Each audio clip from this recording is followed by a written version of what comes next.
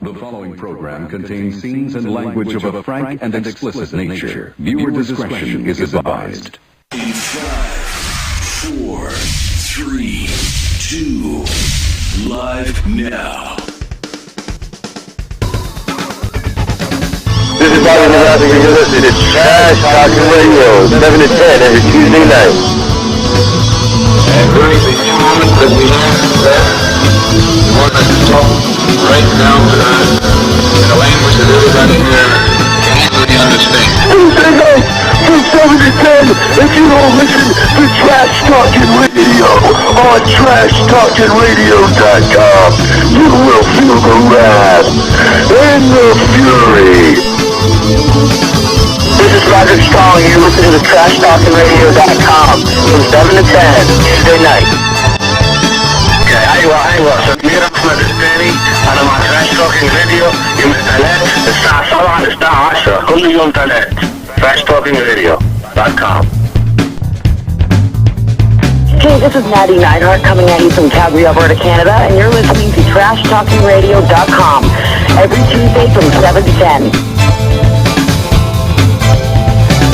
This is the Vital Idol, and you're listening to Trash Talking Radio every Tuesday from 7 to 10 on TrashTalkingRadio.com. Remember this, Vital Idol tells you it's got to be true, and when it's on the internet, it's got to be real. It's Trash Talking Radio every Tuesday from 7 to 10. I am Papa Bob, the king of swing, the international rock star, way above par, the host with the most, Mr. Tuesday Night, the Vital Idol. Classic White Trash.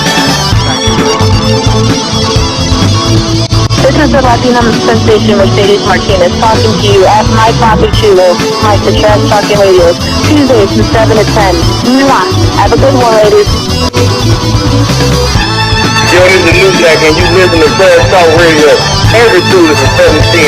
If you ain't listening to it, you ain't real. If you ain't real, you're the fifth. This is from the original case, OG style, baby. I do it like I want to do it, the way I want to do it, when I want to do it, believe me. Hey, this is Chris Jericho, the sexy beast of the WWE. I'm the lead singer of Ozzy, and you're listening to Trash Talking Radio every Tuesday night from 7 to 10 p.m. and also available on the World Wide Web at www.trashtalkingradio.com. Don't miss it, ass clown.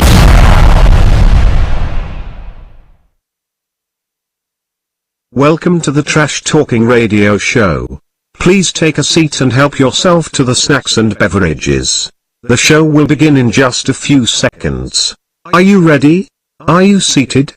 Please welcome your host. He is the singer/songwriter of the Uncle Sam Band. He is the host with the most, Mr. Tuesday Night, every woman's fantasy. He is the manager of champions, singer of songs, an actor without a script, lover of life. He is a Tesla driving, song singing, talk show hosting, son of a gun.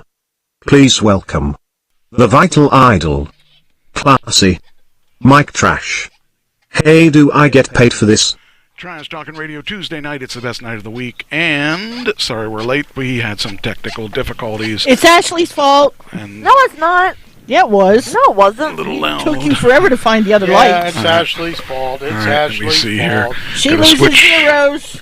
Gotta No. switch us over to the other computer. I got both lights, so... Okay. Well, it so took you forever to find them. let me see here. What are we doing here? I got No, I found them, and then I was at the top of the stairs, and then I was like, wait a minute, I should go to the bathroom we real go. fast, and ran to Hey, the we got bathroom. it. See? It's your fault.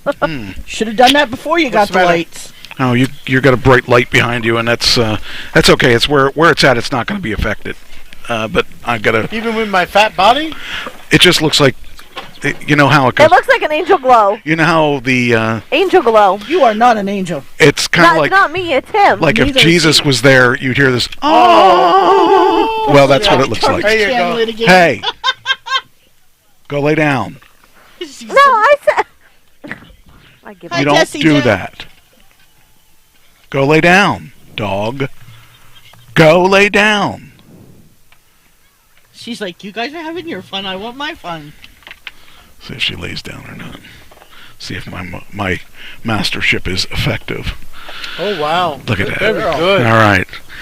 Anyway, we got a lot of stuff to talk about today, and I got a working trackball, so that's half the battle, but I didn't get a working new trackball. I just, what Tina's in the... Tina, Doc's Tina. Oh, shoot, I gotta do another switch upstairs. Let's see here. I gotta be... What happened? I was in the chat room. He's not yelling at her. Oh, where just she grabbed a garbage can like Jesse there, Joe. And okay, there we are. She needs to stop. Yeah, there we go. All right. Anyway, we got lots of things to talk about, and hey, at least if somebody messages you, you can X out of it this time and see the chat room. Yeah. Well, I would have liked to use this this really cool device right here.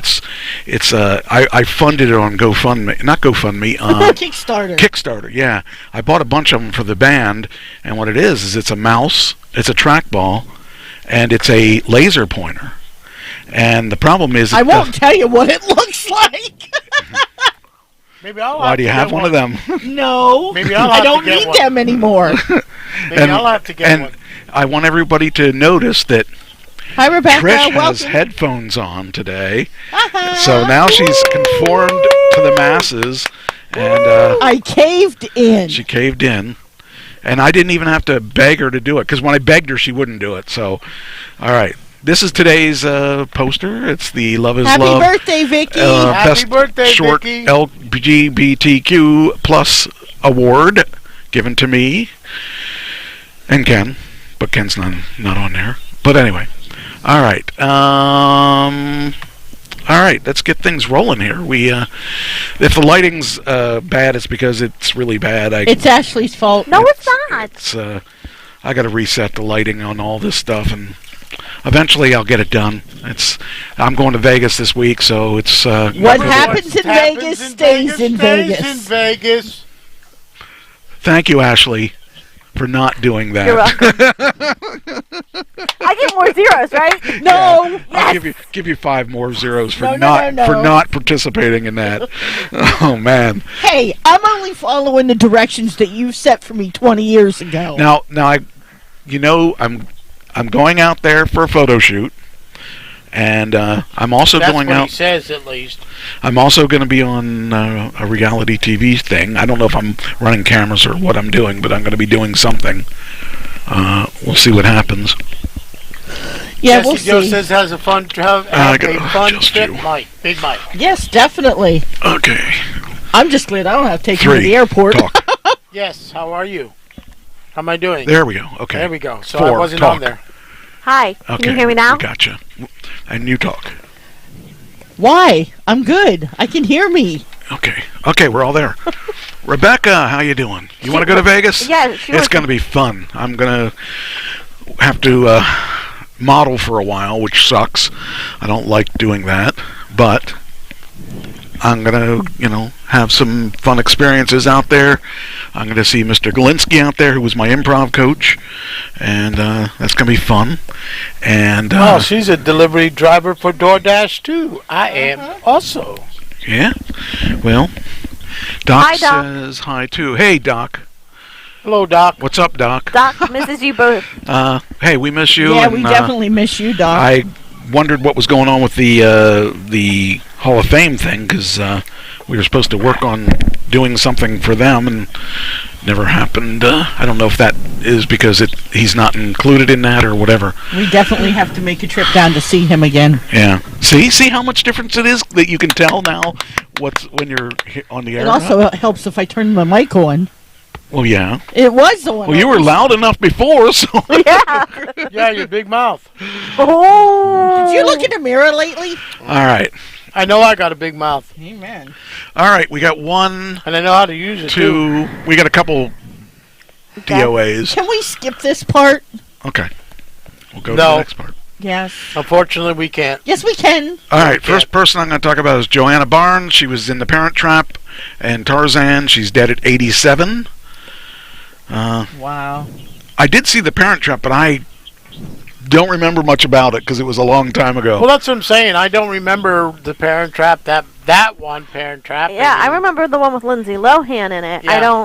I don't know which one she was in it. I saw A Parent Trap a long time ago, and well, there was like two of them that I know of that wasn't. I can't think of the actress's name, but she was in it. She played her twin, obviously, and then they did a updated version when they went to camp and stuff, and then they found out that the girls switched because they found out they had a mother and a father. They separated, obviously, that was the story, and then basically they went to camp. One went to England, and then the other came Yes, back that home, is the Parent Trap with Lindsay Lohan in it. Okay, yes, okay. I don't even know who was in it. I just remember that I saw it many, many years ago. Every time well, I wait hear a minute. She Parent also Trap, starred... I think of The Sound of Music, because their name was Von Trapp. Well, okay, it also says she was in Kirk Douglas's movie in the 1960s, Spartacus. They actually, if you stroll down in that article that I gave you, they actually show her in the actual playing, I guess, Jane in Tarzan or whatever. This is your article. Oh, okay. So, there. Oh. Yeah, I mean, there it is. There's the picture. Okay. So, I didn't even know that. I was like, okay, there's, in the old-fashioned, Tarzan. Yeah. I don't know too much about her. I just, I didn't really do too much research on this. She appeared in the Beverly Hillbillies, 77 Sunset Strip, Hawaii Five-0, Perry Mason, the new Perry Mason, not the old Perry Mason. Planet of the Apes. Say what she played in the Beverly Hillbillies, does it? SWAT. No, it does not. Bummer. SWAT, Fantasy Island, Charlie's Angels, Murder, She Wrote, Cheers, and she hosted a daytime talk show, Dateline Hollywood, in 1967. Yeah. She was also a frequent panelist on the syndicated show What's My Line? And I couldn't tell you who she was. Okay, then what is her name again? Joanna Barnes. So I found it. Joanna Barnes. I found it. She was in the older Parent Trap, not the one with Lindsay Lohan. Right, the older Parent Trap. I think it's the one with the original one. Then I probably didn't see it because I probably saw the newer. It's probably the original one. Yeah. I didn't know there was an original one. I guess, yeah. So, anyway, she is no longer with us. That's one. Wow. One down. Nobody got any points. No. One down. The next one is Trish's gets to talk about this one because I know nothing about this guy at all. Oh, okay. This Jerry Verdorn. He played on Guiding Light as Attorney Ross Marlar. Okay, I never. Oh watched. yeah. Anytime they needed an attorney, he was the one they went to. Well, that's what you should have done last week when you needed one. No, we were good. He was still alive then, right? Yeah. Oh. But yeah, I mean, I can remember watching him, and he'd find ways to get criminals off the hook, and then he'd find ways to put other ones behind bars. I mean, he was a very good actor for what he did, and I mean, 72's a long life. If there was a loophole, he found it? Yes. We didn't find a loophole for getting away from that. No. And again, nobody gets any points for that one. No either. points. No We points. are not starting out pretty good. Hey, here. I've already started my list for next year. Yeah, no points for... What? Yes, I'm ready. I started my list for next year. Yeah, but Probably about a half of the time she gets done with her list, half of them will be dead. No. So they won't count. That, or, remember, we each pick one by one by one by one. So, if she just has so many on the list, we may even take them. I doubt this. Well, like who would we not take? I'm not going to say. I'm not that stupid. All right. Well, who do you think you're going to take? How's that? The ones I have on my list. Let me see your I list. was going to say No, the jury's it's up still here. out on that one, honey. What? The jury's still out on that one. What's that? Have you looked in a mirror lately? Nope. You better. The jury's still out on that one, though. On what? I missed that. Totally missed whichever... He thinks I'm losing it. Oh, okay. Well, I think you lost it a long time ago. We know that, year Mike, ago. but it's like, But that's finally admitted he's it. proof of you losing it. What are you talking about? There you go. Looks are deceiving. Remember that. No, Oh, no, they're not. I think she lost it. No, they're not. I think she lost it when she came up with Trish logic. I'm sorry. Hey, remember, I love you. remember, you got to remember She said she chose me, and she said she went by my looks. Looks are deceiving, see? Well, he looks really smart in that picture. But doesn't the government pay you funds for taking care of him? Which picture? I'm still trying to fight for those. Which picture? The Facebook one. All right, next one. We got 2 down. We got at least two to go. This one's really going to hurt me a lot. Oh, yeah. I know which one you're... yeah. He said we have 2 to go, not 2 one. 2 more to go. Yeah, well, the one's going to hurt him. Oh, the one's yeah. going to hurt me real much. Well, which one is it, the she or the he? The she. The she. Well, that's the one I'm doing next, I think. That's what I kind of figured. First off, we heard that Naomi Judd died, and we heard originally they didn't say why. And it turns out that she killed herself. And that's a sad thing for anyone. And mental health, especially at her age. Well, it has, but it's yes. Naomi Judd passed away too. Yep. Tina, yes. It's a shame. It's a shame because it was hours before they were to be inducted into the Hall of Fame. Right. Well, it was hours. And I'll talk about that too. I mean, it's a shame because I struggle with mental illness, and it's a very tough thing to go through, and I've been very at the bottom and never really climbed out a lot. And knowing, for someone to actually take their life, you have to really have the I don't care anymore attitude. And unfortunately, seeing her as a superstar and a singer in country western music, it really hurts that someone actually could do that. So I guess it would be wrong for me to punch a joke right here. Yes. Now I do have to wonder. I read. If you say my joke, I'm going to hit you. I'm not. That I wasn't allowed to say.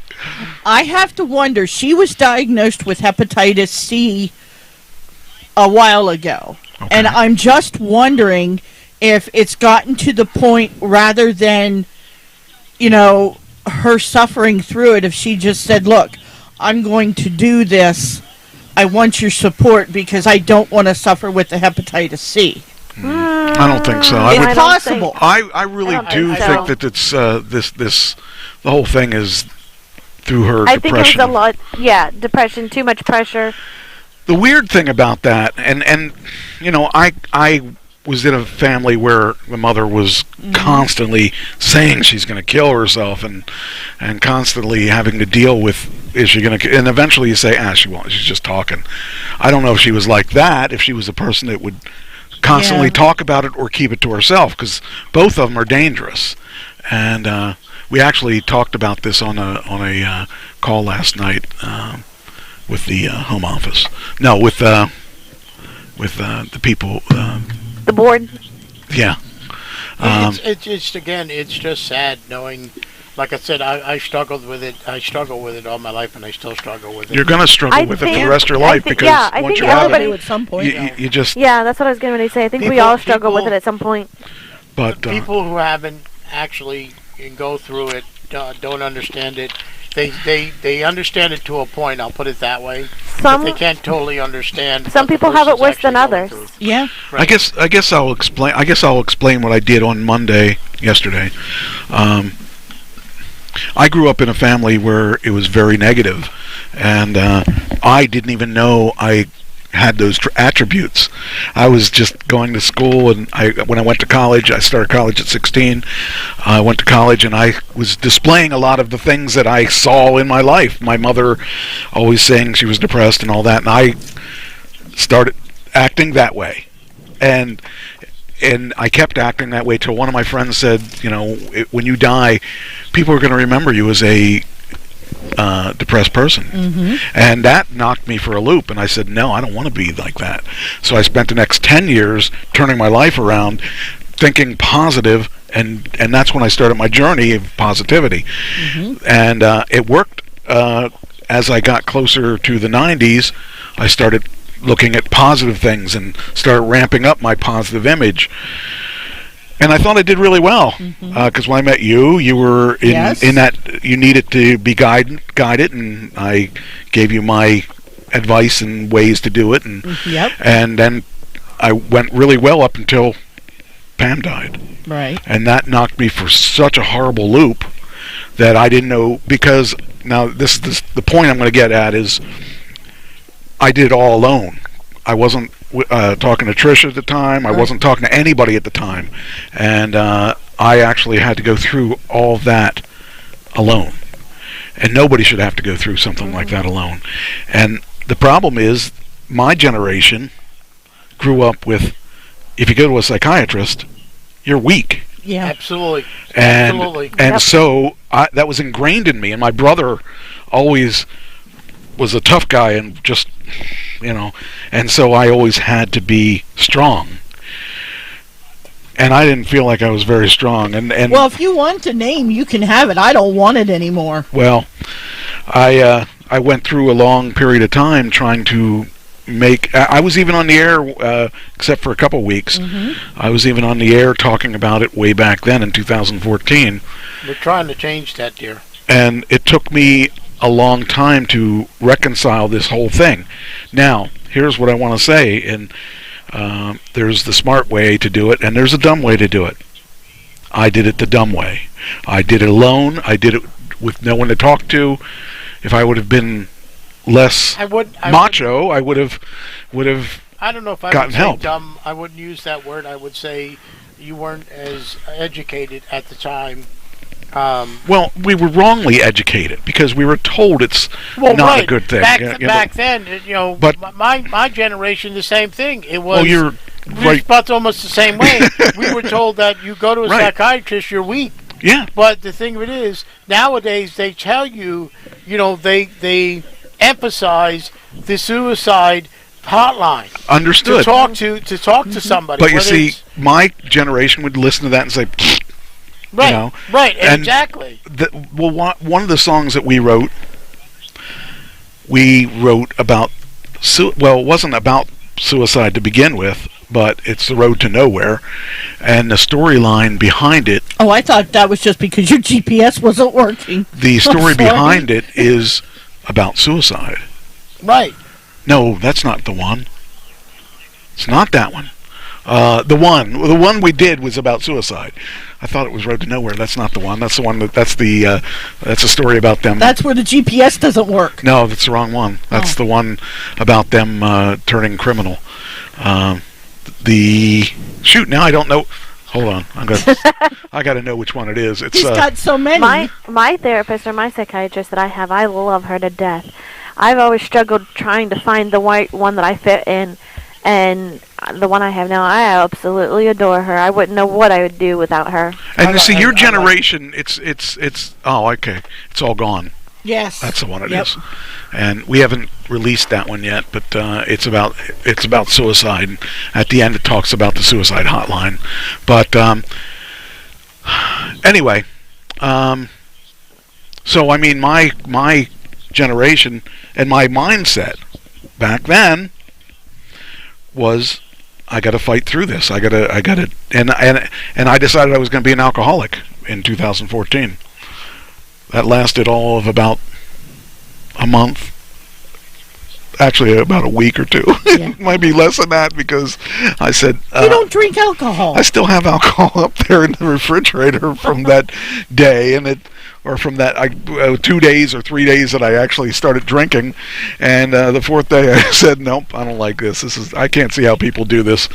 But anyway, my opinion of it now is, if I had gone through counseling, I would have been through it a lot quicker, and wouldn't have been easier. It just would have been quicker. Well, yeah. And so my opinion of that has changed quite a bit, because I like the people that actually become a therapist even though they're not one. They give their Well, see, I didn't even want to talk to people because of that. Well, Ashley and I have the answer for it. Mobile therapy.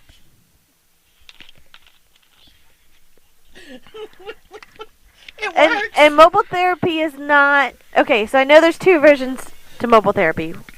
The version we're talking about, but I know there is thing where they actually Come to your actually, yeah, and that's called mobile therapy because I used to do that.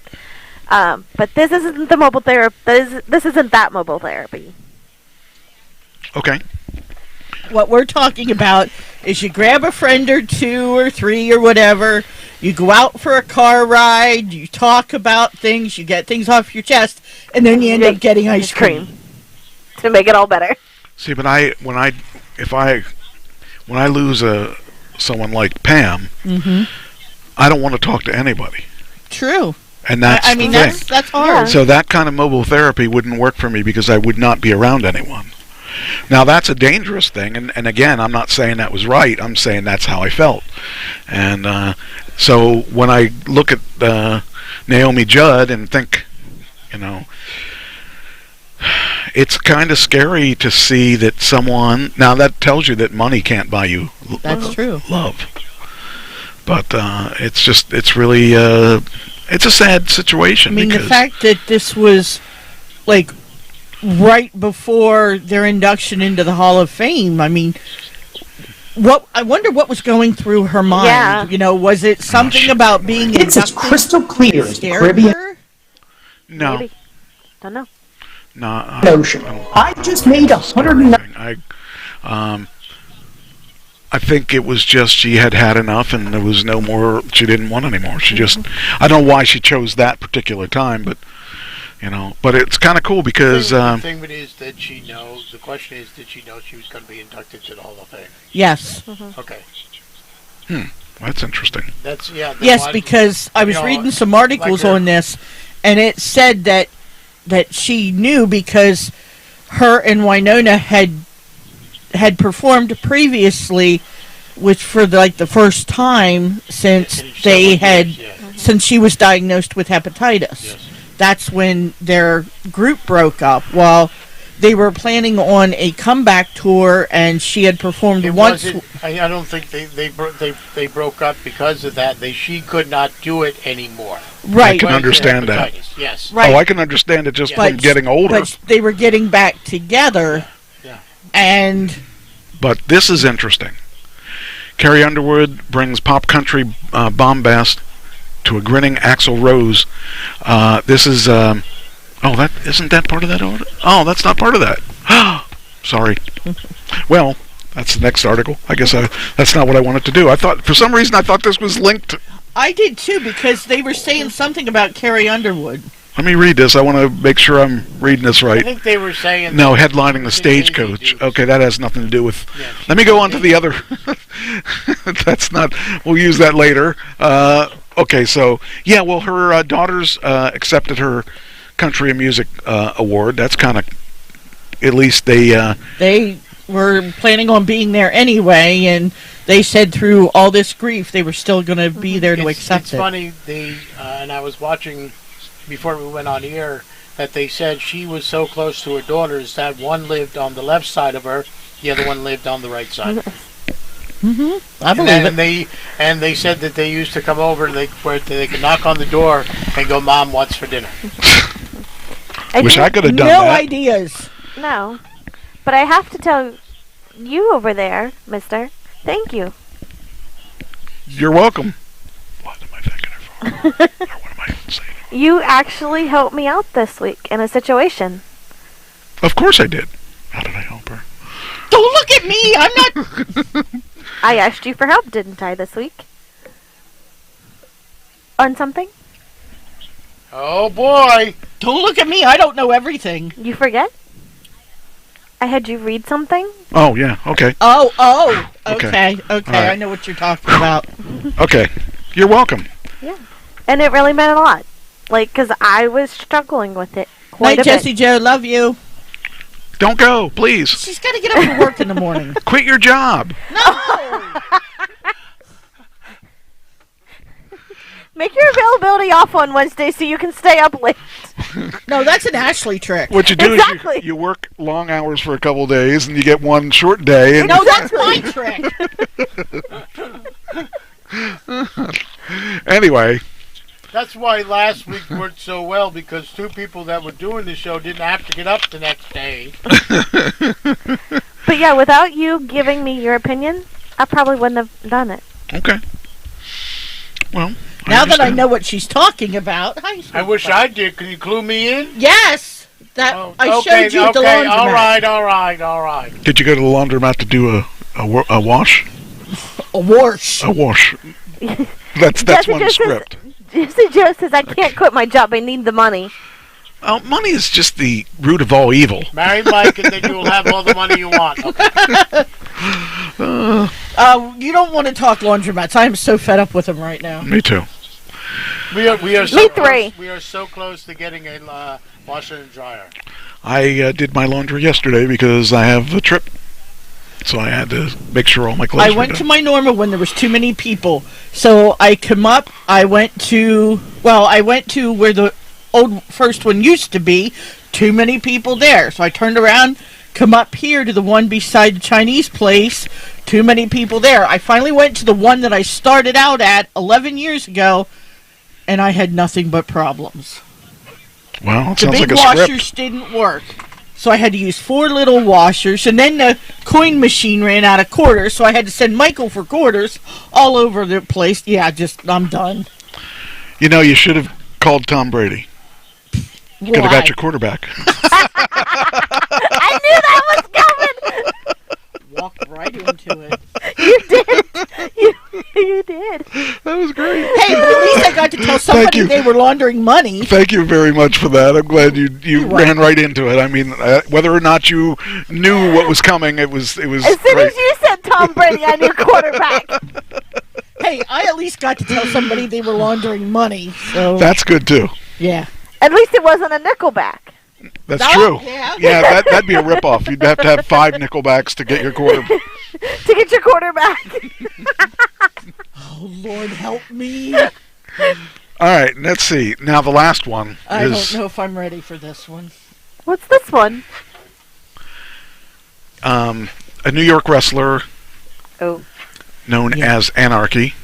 Anarchy Ash Aubrey. Is right here. Yeah. And he lost his life, actually, while we were on the air. Yeah. He had a seizure on Sunday. They took him to the hospital, and they said Tuesday he was brain dead. Yep. And he was only 36. People, and as a person... What? Yeah, I told you. I thought I did. As a person who has seizures, I can relate to that. You know, it was supposed to, unfortunately, they said it was supposed to skip a generation because my dad had it, and then, he said it skips a generation, but it did not skip a generation. There was at one point, Yale University in New Haven, Connecticut, was supposed to do a study and on my family, basically, and they never continued with it to figure out, like, why, I was having them and stuff like that, or my family was having them and stuff like that. But a lot of people think when you have a seizure, there are different kind of seizures. Oh, believe me, I know very well about seizures. And Me too. Some of them, unfortunately, do not come back out of them. Didn't. I've been lucky several times that I've had several seizures behind the wheel. I've had seizures, every place, and most of the time I do feel them coming on. Luckily, knock on wood, I haven't, had one in a while. Well, Pam had seizures, so I'm all too familiar with them. Oh, yeah. The first time she had one, I thought she was dying because she said she had a fistula and it was going to burst and she would die from the fistula. And did she actually feel them coming on? Do you know? She never saw them coming. Yeah. See, I got lucky because I knew when I was going to have one. And she actually wrecked 2 of my cars, and I have a feeling, my opinion is she had a seizure while she was driving, and I don't know that for sure, but I mean, she was a good driver, so I don't know. But anyway, this guy was young, he was energetic, he was in shape. He was the teacher of the school, of the 607, wrestling school. Yeah. And he's going to be missed. And he now there is a GoFundMe set up to help his good. wife Lisa with the expenses. she's really having a tough time Well, with this. I bet. But in his giving spirit, he donated his organs. Yeah. It doesn't make it any easier. Which I think if we'd known about it, the lady 2 doors down from us needs a double lung transplant. I don't know how that works. I don't know. And that's what I said the one day I was sitting there and I thought, I was trying to not think about his passing. But yet, I said to Michael, I said, how cool would it be if in his passing, when he donated his organs, that Tiffany gets his lungs? That we have that connection with both of them. I don't know if it's possible because they'd have to. I think they get a list, and they I don't know through the list. But it's really sad because he was a young kid, and I say young kid, but compared to me, he was late 30s, and him and Lisa were only married about 4 years. The thing is that scares me the most now is I have seizures, and I'm a little younger than him. When did you have your last seizure? I didn't know that. I didn't know that either. When did you have your last one? Things you learn on the mic. Josh. Probably about almost a year ago. Wow. And did you only recently start having them, or is that? Oh, I've had them for a while. All through your life? I never knew that. See the things you learn on the Trash Talking Radio Show. Yep, I learned. I thought I've told you that before. I learned it at the same time you did, huh? Some mother you are. That's something I tend not to talk about a lot. Well, I mean, it's not a subject that comes up really. Let me ask you a question. Do you reveal it to your employer? Did I know? You should. Why? Because they told me that if she has a seizure at work and she bumps her head and she did not tell them, there's a way they can get out of not paying the medical bills. If they are aware. I'm going to make this the background for the day. I can feel them coming on, but I have told a couple of employees about them. I learned that by the hard way. Put it that way. Donnell knows that I have them. Well, you just don't tell them that you. Where is? What are you looking for? I was looking for. Okay, here it is. The GoFundMe that is set up. You send it It's not like you go to. Yeah. It's not like you go to all your employees and say, "Listen, I have seizures. Just watch out for me." You tell the boss. That way, It's there is a way that they can actually say, "No, you did not let us aware of it," even though they cannot. When you tell them, they cannot. It's unsupported. Basically, it's a privileged employee confirmational. Hit that again, but they cannot go and say to everybody, "Listen, she has seizures." Did you send me that address? My coworker has seizures. Well, because I actually helped him out with his, at least the last one that I know about at work. But well, it says it went through on yours. Okay, go ahead. Well, there we go. But it's not very often I have them, but I do have them. Oh, that's his Facebook. So you're saying you said it's on this page, right? Well, it was on. I found it on Lisa's. Huh? Make sure you're okay. What? Exactly.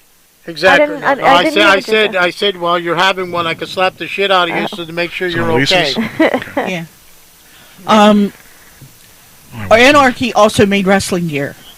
He made a lot of the gear for a lot of people, and I was reading today where somebody, I guess not even 12 hours after he passed, contacted Lisa and said, "Look, I want my money back because he didn't get my gear finished." Aww. Oh, yeah, that was rough. Scroll up. Nope, the other way. Yep, go the other. Keep going. That was his final ride. There was that video on Lisa's. That was heartbreaking to watch.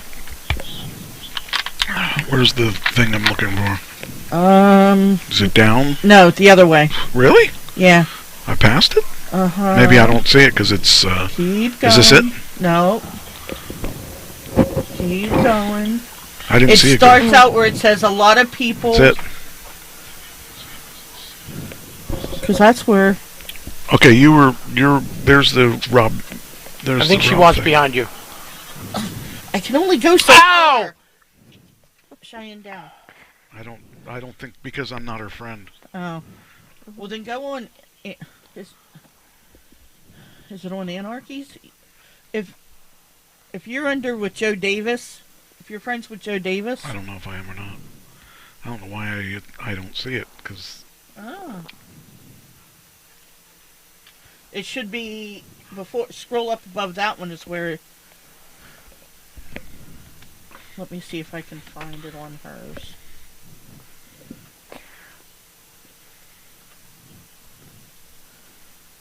Tina said. How ironic! Today is also National Widows Day. Oh, weird. Okay, see, for hers, on hers, I I have that first, See, and then... I'm not her friend. Oh. And it's not that I didn't even know she was married to him, so... Oh, yeah. Not even 4 years. They had a beach wedding. I just never really thought about it. Yeah, because it says Lisa posted it April 27th at 10:23.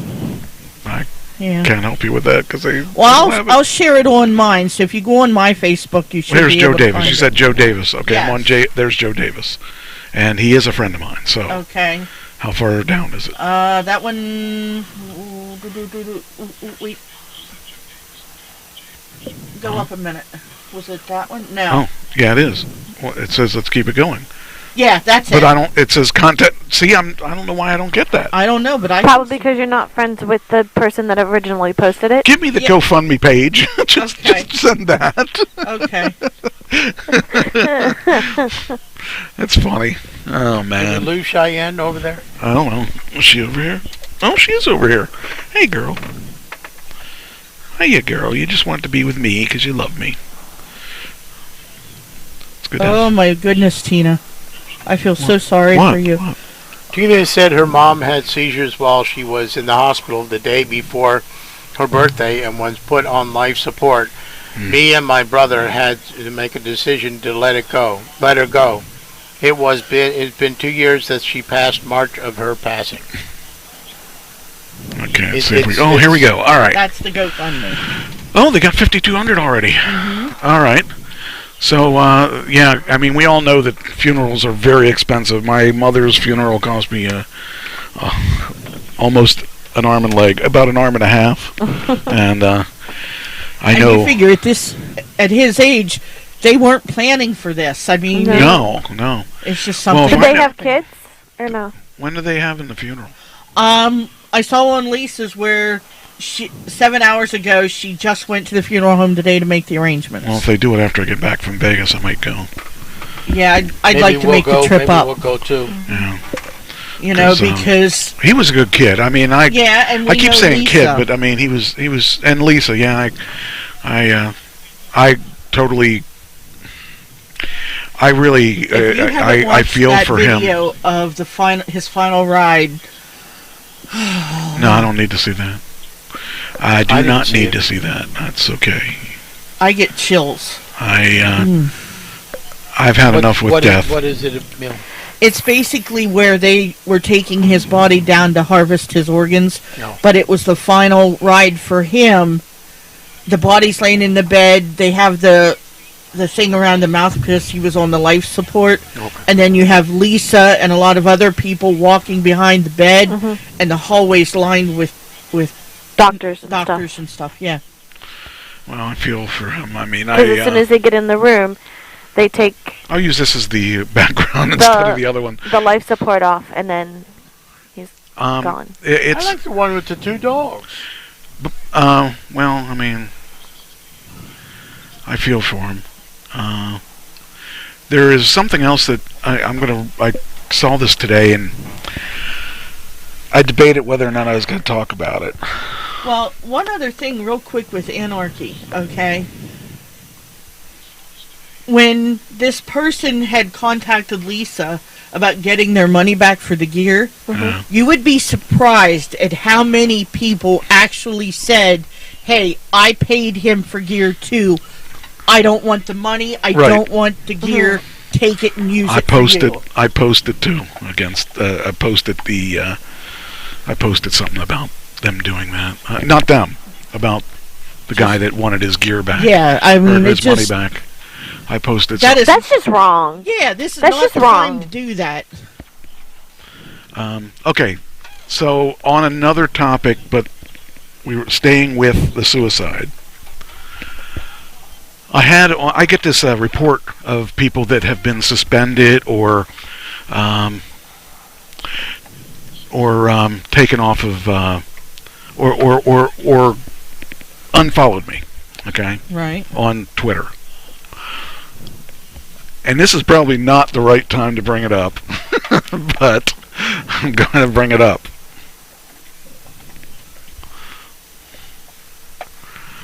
Oh. Did you ever read what he had typed before he died? No. Rockin' Rebel killed himself. He killed his wife and then killed himself. Here are his last couple posts on Twitter. Now, I got a notification it was suspended. I don't know what's going on with it, but all right. So here is what day? Do you know what day he died again? June 1st. Okay, well this is May 31st. Being a weather forecaster has its perks. You can be 100% wrong with the weather and still keep your job. A job with good job for a two-faced liar. So anyway, down here on May 30th, a little love goes a long way.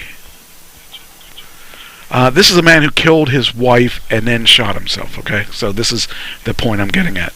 May 29th. Days of spending time with the ones you love and you love them are far and few. Make them count. Ooh. May 28th. Take 5 minutes. Do you think these are signs that he was headed towards something? Yes. Yeah. If somebody would have known, I mean, who would have known to do it? We knew him, but I didn't. I knew he was a psychopath when we met him, but as I got to know him, I didn't think as much as he was because he was always good to all the people around him. Anyway, okay, so take 5 minutes of your day to tell or show your other half you love them. Means the world to them. I do that every day. Yeah, but you don't shoot your wife every day. I don't shoot my wife every day. Okay. I don't have a wife. May 28th, he also typed, smiles are free, handshakes are free, hellos are free. Go thank a vet today for all those freedoms. It's worth it in gold. Then 25th, alcohol is not a sleep aid, just a I can't remember shit for a short period of time. I like the next one. And then the next one says, it takes two to tango. Oh boy. Then the next one says that this is May 23rd. When you fuck up, take the blame and the heat. Don't blame others for your actions. Makes you look like an a-hole. Buck up. Now, it's funny, he puts the word fuck in this and he says a-hole. Yeah. I would think you could say, Anyway, and then he says May 22nd. Wake up every day and smile. It's a new day and a fresh start. Then, May 21st. Careful walking through tall grass, even if you think it's safe. There are sometimes snakes in the grass. Be careful who you trust. Wow. Then we got the 19th. Mother Nature wants, thanks for filling up my pool. Saves me dollars on the car wash. That day. That's Tiffany's birthday. Oh. Yeah. Then 18th. Holy Noah's Ark, Batman. From cold, then sunny, to all rain. Mother Nature must be PMSing. Get this bitch a boyfriend, somebody. That sounds like Rebel. And the 17th, sometimes you just have to say fuck it. And then, but all of these, not all of these, but a good number of these are signs that something's going to happen. And I would have never, if I had read that then, I would have never thought about it, but if I had read that. It almost sounds like maybe he thought she was cheating, but I don't think she was like that. No, I don't think she was cheating at all. I think it'll be 4 years next month. Well, that's the thing. I mean, that's why it was weird that it showed up on my timeline, and I just thought it was really. Yeah, I don't. I mean, I don't even know what to think about it because it just is so weird. I don't know. when you told me that he did this, I said, no, that can't be true. And I thought, well, there must be something to happen. Maybe she held a gun on him or something. Little did I think. I never would have thought that what happened. Yep. It's sad. It'll be 4 years next month. And I feel for the kids, and I feel for... yeah, you don't hear anything about the kids anymore. No. The last we knew, her mother was raising them. And you know, she was a sweetheart. I never had an issue with her.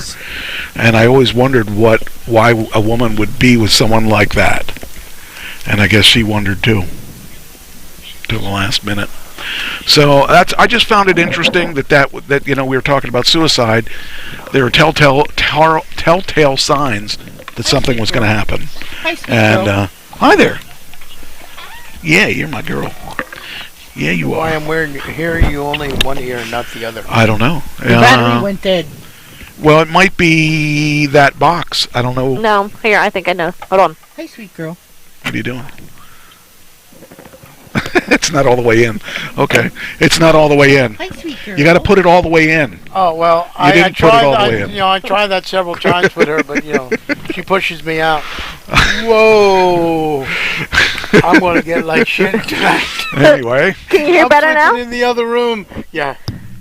I'm going to be sleeping in the I other was room. wondering how long here it was she gonna- goes. There she goes. There she goes.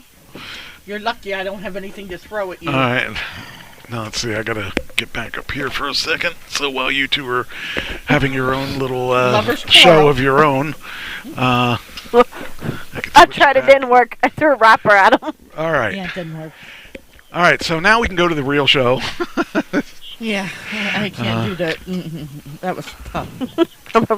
Hi, puppy. Oh, you want something? Big surprise there. Big surprise there, puppy. That you want something. All right. Now we'll go into... Such a pain in the butt, dog. The box office. The bad guys won this week. It's set the lead for this weekend to be Doctor Strange Part 2. If you didn't see Doctor Strange Part 1, I suggest you see it because it explains where he came from and all that stuff and what his powers are. So if you didn't see it, it might be really hard to follow the plot, I would think. But we I know saw somebody. when we went to the movies, we did see that, and that looked interesting. Did you see Doctor Strange 1? I did not, but Do you I'm know like, where he came from? no, I don't. But I'm just saying it looked very interesting how they changed from the bad guys to the good guys, and you know it's very hard for them to be the good guys. I actually know somebody who went to see the bad guys. Okay. Did they like it? Isn't Scott Hall already gone? Huh? No, somebody I work with went to see the bad guys. Did they like the bad guys? Scott Yes. Hall's already gone. I don't we work heard with it the first him. time. We heard that the first time. Anyway, And did you they two like know the person. Yes. Okay, they did like it. Okay. I mean I saw the preview, the trailer for it, and it looked really funny. Yeah, we saw the preview for that trailer for it too, and it looked real good. It definitely was interesting. But anyway, so did I end up losing that again? Why didn't I get? I just know there's a not movie going back coming out to the end of the month There for we one go. day only No. that I want to see so bad. One day only? Yeah. What's Yeah. that? Top Gun 2. Oh. Top Gun 2. Why is it yeah. only one day? I What it think said, that one it's day a preview. only. It's a preview, and Oh. Are you sure about that? I think they're gonna. I think it says one day only, but they're gonna. My dog ate my screwdriver again. She has this thing Maybe she against likes to screw, screwdrivers. Mike. She's gonna end up. I was going to say, it's not the dog ate my homework. The dog ate my screwdriver. You need to stop doing that. Yeah, it says release date May 27th, but maybe in that theater it's one day only. Right, exactly. So. All right. We weren't in Cheyenne a normal likes to theater. For the bad guys, I wonder if it plays the Billie Eilish song, Bad Guys. I'm the bad guys. Duh. Don't give up your day job. No, what about the theme song, Bad Guys? No, that's Guys? Bad Boys. Oh, That's Bad okay. Well, we can do Bad Guys. What No. you gonna do? Don't give up your What day you gonna job. do when the bad This guys is come not for trash you? talking karaoke. All right. Anyway. It can be. No. All right. We can make that a segment. Bad guys. With Marvel's Crime Fighter still a week away, the bad guys should continue its reign at the domestic box office. Second outing, says... Anyway, they're expecting Doctor Strange to hit some good numbers. And if it's anything like the first one, it'll be really good. But the first one was definitely a little weird, but it was really a cool movie.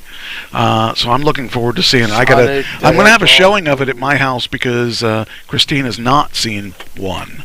So, for what? So when are we going to see the one? Well, let's see. I got to bring the popcorn. I haven't seen the first one either. I don't. Okay, think. well, I'm going to have a showing of it. Got to see when I get back.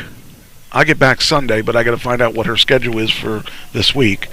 If she's around this week, maybe we'll make a night of it. And I'm off Wednesdays and Sundays. Okay. All right. Well, we'll see what happens. How are you going to get here? Oh! G-Mom's Rentals. G-Mom's Rentals. Well, G-Mom's Rentals, or, I mean, somebody else did come get me last week from work. Huh. I don't know. We'll have to see what his schedule's like. Yeah. I don't know. And how much did you pay him? Oh. Zeros. There was no money involved. I kind of figured that. I figured that, Michael. That's where I was going, sir. What? That's where I was going. There was no money involved. What? Was it the shaking of my head like there's no money involved? Is that something that ticked you off or what? Honey, it doesn't work when you have the that stuck to your head. Images. Exactly. Thank you. Well, it's a Doctor Strange image. No, I gave him his payment today. Yeah, it was really good too. I just, oh man, I can't tell you the last time that happened to me. I mean, I'm so glad my boyfriend's at work right now. It wasn't just one time either. It was multiple things she gave me. 5-hand shuffle or something? Is that what they call it? Yeah. Or how many was it? There was 3 at least. Lord help me. Why do I do this? Why do you put me with these Now I guess I understand why they put me as an adult content on YouTube. Never mind. I'm gonna be. You're gonna be talking to the penis, please. I don't want to waste the soda. I got water. I'll take the bottle. All right. Anyway. All right. Oh wait, Tina Henry's leaving too. Oh my gosh, we're losing everybody. Good night, Tina. Well, okay. Working 60 hours a week. Oh yeah. Well, that's fun. I mean, here's you work a 60-hour week for a living. You need some help? Nope. Yes, she does. Mom, here's a full bottle. Yeah, I don't want to lose. All right. Anyway, what are you doing, puppy? You gotta stop this, okay? It says here that Memory is projected to open in 8th with a 3.24 million opening. What did Sonic do? I don't know. Wait a minute. As it turns out, the domestic box office did see a wide release of Memory, the latest grizzled actioner from the grizzled that's the one that Liam Neeson's on. Okay. All right. Did 1.09 million. Memory opened in 8th. So, all right. That means that is out. I'm going to have to look for that one. I didn't know the name of it. It says here, Backlight made it last outing when Blacklight made it when it opened 3.5 million. Okay, this is she eating something. What's she eating? She's a Pepsi bottle. Okay. I don't care if she does that. Anyway, I don't know. I used to have a site that I used to use for the movie site, but then they changed it and it made it really difficult to get information on it. So since we haven't been doing movies, I haven't really found a new one yet. But the one movie I went to see. Oh, did you say what you did? We you went say? to see Sonic Hedgehog 2. Okay, you didn't. Oh, you didn't say that. Okay. No, I just said it now. Yeah, I was trying to remember if you said it while this has been up. Let's see if we can figure out. See if we can do it. Box. I went with 3 lovely ladies. Box office. Sonic 2 and Fantastic Beasts 3 both top 3 million as The Batman survives HBO. Yeah, well, the Batman is going to keep going for a little while because people, like to see that. You still need to talk into the mic. Would you stop, puppy? What? Since I didn't get mad at you because you took a bottle, you're going to stop chewing the bottle? Okay. Let's see. I got to figure out. Oh wait. Do I have it here? I don't know. Do you? Oh, there you go. Well, that doesn't show. Domestic. That just shows for one movie. Worldwide. I'm talking about for all the movies, like I used to have. Yeah. Let's see if this one does it. Here, that's what you're looking at. Okay. She's gonna knock over your stand over there, Mike. Yes, I know. She's not happy. Okay. Oh, okay. There's the basic one. So the bad guys did 894,760. Sonic the Hedgehog did 787,413. Fantastic Beasts did 676. The Northman did 634. And the one I saw, The Unbearable Weight of Massive Talent. That's what it was called. That's the Nick Cage movie. Did 7,131,703. Wow. Now, keep in mind that this is put out by an independent label, so they only had 3 times that they played the Sunday. So we went Sunday, and we had a choice of 3, 15, 7, and 9 or something like that. So they didn't, that shows you the difference between a big theater like Sonic, where you had probably every hour on the hour. There you go. What? Now we can hear her. If she keeps running into the mic with her phone. Yeah, I mean, that shows the difference when you're a big movie and they'll have it like every hour on the hour, and then you have a little movie like this, and you're only going to get a couple times. All I can say is when we went to see Sonic, I loved the chairs we were in. Okay. I wish they would have gone back just a little further. Yeah. Anyway. No, because then when you fall asleep. This movie actually was pretty darn good, and better than it should have been. That's the Nick Cage movie. And is she chewing on a bottle? Yeah, I like the company I was with when I went to see my. You think so? I can't tell because she's facing away from me. Let me see if I can find it. What are you chewing on there, girl? Hey! What are you doing? Yes, I got it. What is it? Oh, okay, she can have that. Anyway, alright. So, anyway, I'm just saying, if you were a Nick Cage fan, I like Nick Cage, but I know he does more horrible movies than good movies, and that's what this movie's about, actually. He's quitting the business, and he has a super fan that likes him and all that. It's actually a good movie. So I would suggest, if you want to see something different, to go see this movie. I don't want to tell too much about it, but it was definitely worthwhile. The Unbearable Weight of Massive Talent. Okay, yes. It just was super funny because he made light of himself. And anybody that can do that, he took all the stereotype stuff that people write on the internet about him, and he incorporated it into the movie, and he just was... he was talking to himself. A younger version of him, probably 20 years younger. This guy was him before he had the beard and stuff. And I don't know how they did the stuff to make him look that young, but he really looked young. So he's playing against himself, his old self and his new self. How when he was cool, he was this guy, but now he's this guy. And it was just kind of stupid and funny at the same time. So, but anyway, that would be a fun movie to see if you wanted to see something different. Alright, now we'll get back on track here. Alright, next. That's all I have on that. Now we'll go to the next category. Entertainment, that's it. I got all kinds of stuff here. First, I want to do a retraction from last week. I talked about J.K. Rowling's, and I talked about someone making a transgender making So J.K. Rowling's feathers again slams cops for letting rape suspect ID as women.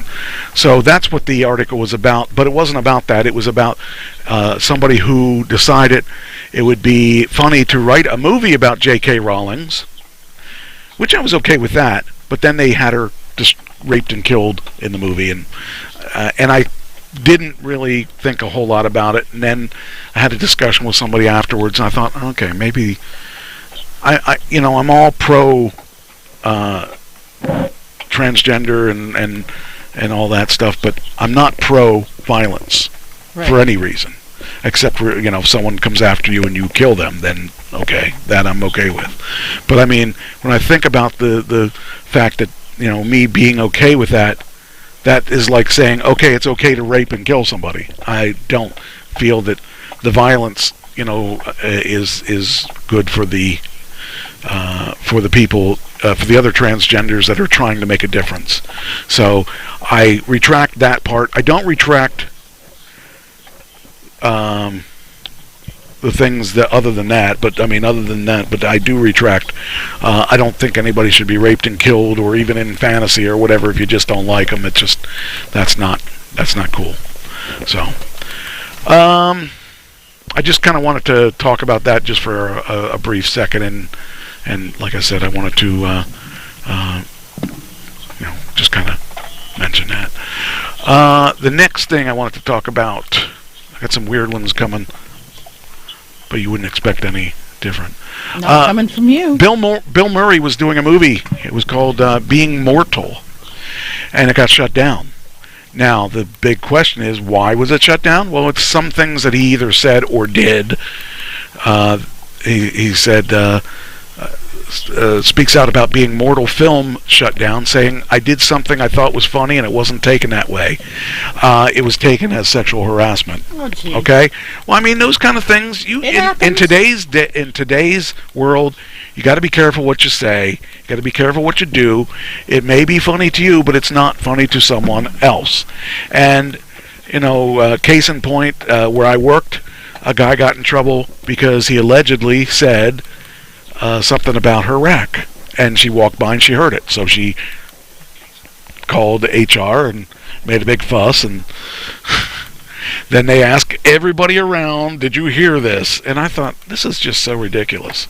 I just played stupid. I didn't hear anything. Well, how could you not hear him? You were down.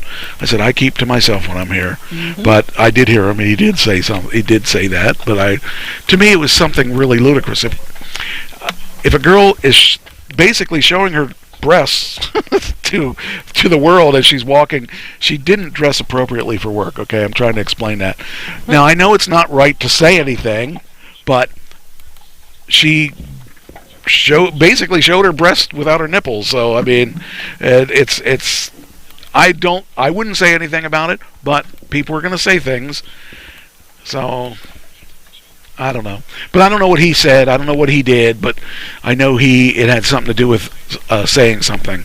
Actor and comedian Bill Murray addressed the production shutdown of his latest film, Being Mortal, in the wake of reports of a complaint against him. So he had his, it says, deadlines first reported on April 20th on Saturday. Oh, okay. Well, someone's coming with you. But anyway, it's just one of those things that he probably said something like guys do, and it became a big deal, and they shut the whole film down. So he's trying to get the film turned back on. He says that he talked to the girl who was in question, and that everything's okay with them. But the office is the office, and they're going to do what they're going to do. Anyway, Bill Murray should have learned a lesson from that. Well, I don't know that he'd ever done that before, but I don't know. I just think that it's you got to be careful what you say to anyone nowadays, because even your friend who you think is cool may not be. So, just a the thing is, if you want to be working and all that, people are incredibly sensitive nowadays. I agree with that.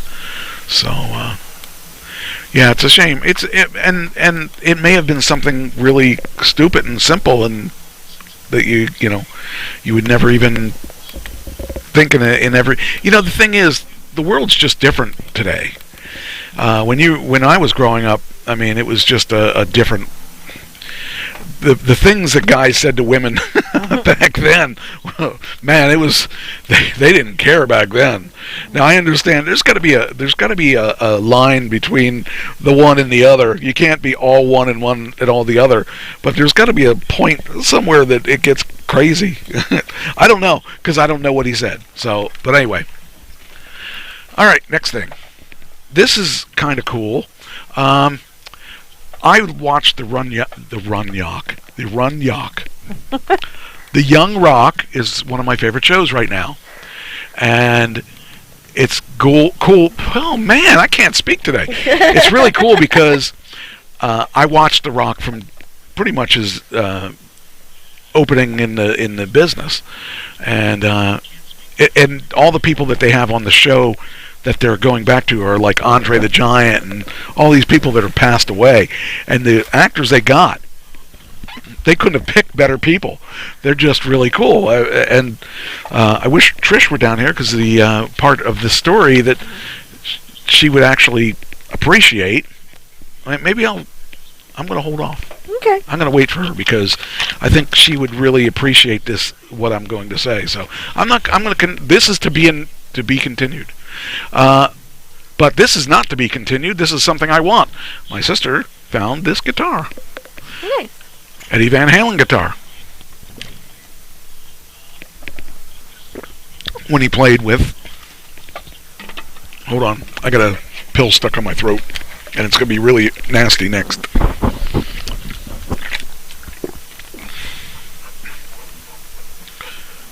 Okay. It's gone. Okay, so this is a guitar. The leader's back. Hey, baby. Come here. She was safe. Daddy, I made sure she's safe. Come on. Come over here. We'll get out of the way. I'm sorry. Daddy, I made sure she was safe. Okay. So, this guitar was played by Eddie Van Halen with Black Sabbath. That is, to me, really cool. And it's just... She said, "That's my chair now." One by one, we are seeing his guitars. There you go, Mike. You got a new co-host. There you go. You got a new co-host. She would probably talk right into the mic, too. Payback. Oh, talk to Mike. Payback. How many times have you tried to do that to me? Hi. Let's put your headphones on. Should we eat them? Can you check pages for me? Fact check for me? Come on. Get down. Get down. Thank you. She listens. Well, how many times did she try and put Cheyenne up on one of our chairs? No. Payback, and we didn't even tell her to do it. All right. All right. Let me get back to this. The next article is for you, so get your headphones on. All right. This guitar was played... it was an Ernie Ball Music Man guitar, specifically for Eddie Van Halen, a signature model, created in collaboration with the eponymous... What are you doing? Lead guitarist of the icon rock band Van Halen. Actually, I heard that they're going to go on tour again without Eddie and with a different guitarist. Ooh. A really good guitarist, Joe Satriani, I heard, is interesting. Hey, lay down. Anyway. You were so good last week. Yeah, that's because, they're here. There's more people here now. When there's two of us, it's okay. With those two, they make her rowdy. The story behind the guitar is more interesting than most. When it was delivered to an instrument shop called Musical Exchanges in England, before it was sold, Eddie Van Halen and Tony Naomi, who is the guitarist of Black Sabbath, stopped by the store and asked to borrow it for an impromptu recording session. So that's cool. No doubt, surprised to see the two of the world's most famous guitarists wander into the shop. The staff agreed to the request immediately and used for a picture shown above, which is this picture. That would be cool. I mean, if Eddie Van Halen walked into my store and Tony Iommi, oh man, that's two legends. Would you be just like you were with Probably. Go ahead. Okay, back when we went to Georgia with Abdullah the Butcher, and that would. You're like, somebody, I can't. My hands are covered in barbecue sauce. Yeah, well, I got to talk to him. So yeah, I know. Anyway, no doubt. It says here, and it says Eddie left with the guitar to spend the day in the studio with Tony and the rest of Black Sabbath as they worked on Cross Purposes, their 17th album. The fact that Tony and Eddie were in England at the same time was purely a coincidence. Tony was there recording, and Van Halen was on tour. So that's kind of cool. The two men have become close friends in 1978 when they were still relatively new Van Halen. And it says, but anyway, that's the story of that guitar. And I heard her, is she picking something else up? Or is she, okay. No, she doesn't have anything. I heard. But you only call me sweetheart. Okay. So it's kind of cool. I mean, I'm a big Van Halen. You know, it's funny. I read I thought you called me sweetheart. Somebody in one of the Facebook things posted, "Who is your favorite guitarist of the of your? Who is your favorite?" Oh no, it was who's your favorite band that made you think to do things, and that would be Van Halen for me. So Van Halen made me want to be a rock star. Nice. I mean, other than there's an Elvis Presley movie coming out too. That's the one I'm going to really want to see. That guy, he looks like he actually looks pretty good. He looks pretty Nigel? good. No, this is a real actor. But yeah, I think it'd be really cool to see that Elvis movie. But anyway, did I already put this out there? Did I already? Let's see if I tweeted this already. Everybody's broke, but Bobby got a buck. Yep, I already did that. Okay, good. In the back is a pickup truck. So now this next story is for you. Okay. Indie wrestler. Oh, this. Okay, so before you see this, Okay. they have this. Let's see if he can say it right this time. So The Rock, the Young Rock TV show. Hurry, goes. I like it because it's a cool thing. I came from the generation he grew up in, so like he was seeing all these guys like they're going to show some. Well, actually, that's what we're getting to. So you see like Andre the Giant, and you see Big John Studd, and you see Rocky Johnson, and all these people, but you don't see them. I mean, they're actors portraying them, but they're actually pretty close to the real thing. Okay. So they have an upcoming episode. Actually, it's the episode airing tonight that has a young indie wrestler. Oh, wow. Now wait, you actually know him. I do? Yes, you do. So it says Young Rock, the... Who do you think it is? Oh. Yeah, let's try that. Sorry. Which promotion do I know him from? You know him from... He wrestled a bunch of promotions. He was in Ring of Honor. He's from Texas. But he wrestled in Ring of Honor and a lot of... You're kind of shaking the cobwebs out of her head. Probably in... let's see. This guy actually... Maybe not Ring of Honor, but probably the Philly promotion. 3PW? No, the one after that. Shoot, I can't think of the name of it. You'd know it if out of her head. But the hardcore one. CZW? Yes, he probably was in that one, and he was friends with Johnny. Trent Acid and Johnny. So there's Trent. You're and never going to guess it, so I'm just going to give it to you. Yeah. Anyway, the indie wrestler plays Steve Austin. The one who is that guy is Luke Hawx. Oh! Okay. And he's someone I think he was on the show. Would you do a hatch your name? Many years ago. No. But very cool. Very cool. But The Rock obviously saw he originally saw Austin, but it was before he was the 316 guy. And it's back when he was, back actually early. I'm trying to think. He was back when he was little Stevie Austin.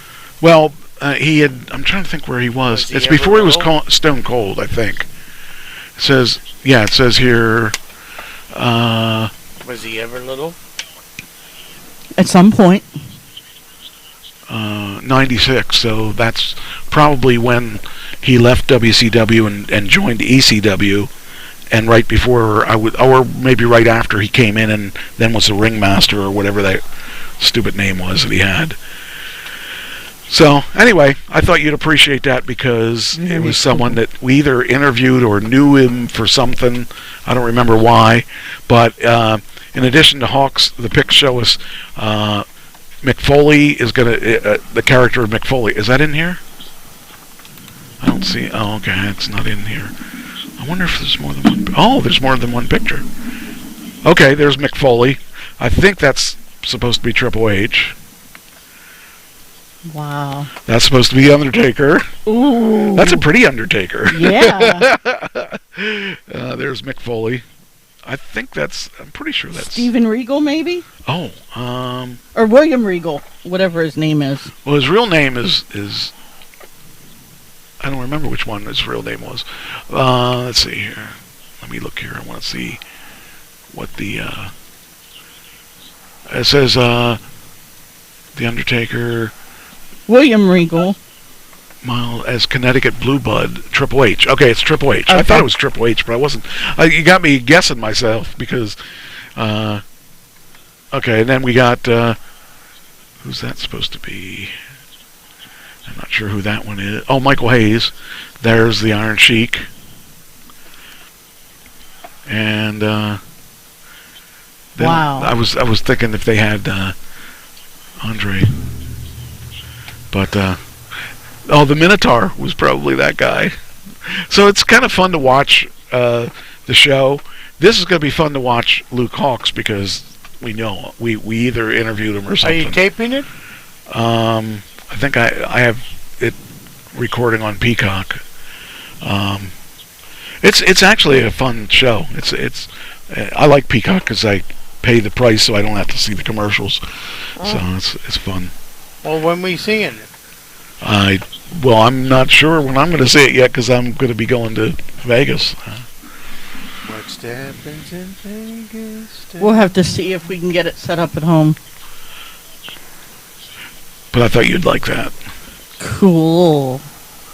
I always feel like special whenever I see people we know that are doing stuff like this. That we've either been on shows with them or had them on here, that kind of thing. Do you remember? Did you ever see karaoke? Karaoke? No. It's when you're in this car and the guy drives along and he starts playing stuff and he goes, "Oh yeah." Okay. Well, there's two people that you not know, but have seen that know of that have been on a karaoke show together. John Cena. Nice. And the Shack. Oh wow. They had their own karaoke. They didn't. They were, but they were going back and forth about the, And look how responsible they are. They're wearing their seatbelts. Yes. But this all happened. Al, there's two parts to this story. So they did the karaoke, and they were making fun of each other's history of what they've done. And let's see here. Where is it? There it is. So some of the things that John Cena came up about Shaq. Uh-oh. The Empire Strikes Shaq. And then there's Piggy Shaq rules. This is what Cena's term when Shaq is giving piggyback rides. Piggy Shack rides, okay. And then Shack of all trades. Oh, jeez. And then Shaq said, now, let's see here. some interesting terms based on Cena as well. Now, Shaq does law enforcement work once in a while. Playing off that, he came up with, "You have been served with a sub-Cena." Oh, wow. And it's pretty cool how they're joking about it, or are they? Shaq is a wrestling fan. He actually wrestled in AEW, if you want to call it that. But it's just kind of funny. And but anyway, what this came out of? Oh, wait a minute. What's this talks about? Oh yeah, Shaq's AEW. I told you he was on AEW. But there's another reason that this story came into play. They were supposed to be on a game show together. And says they were supposed to do what was it? They were supposed to do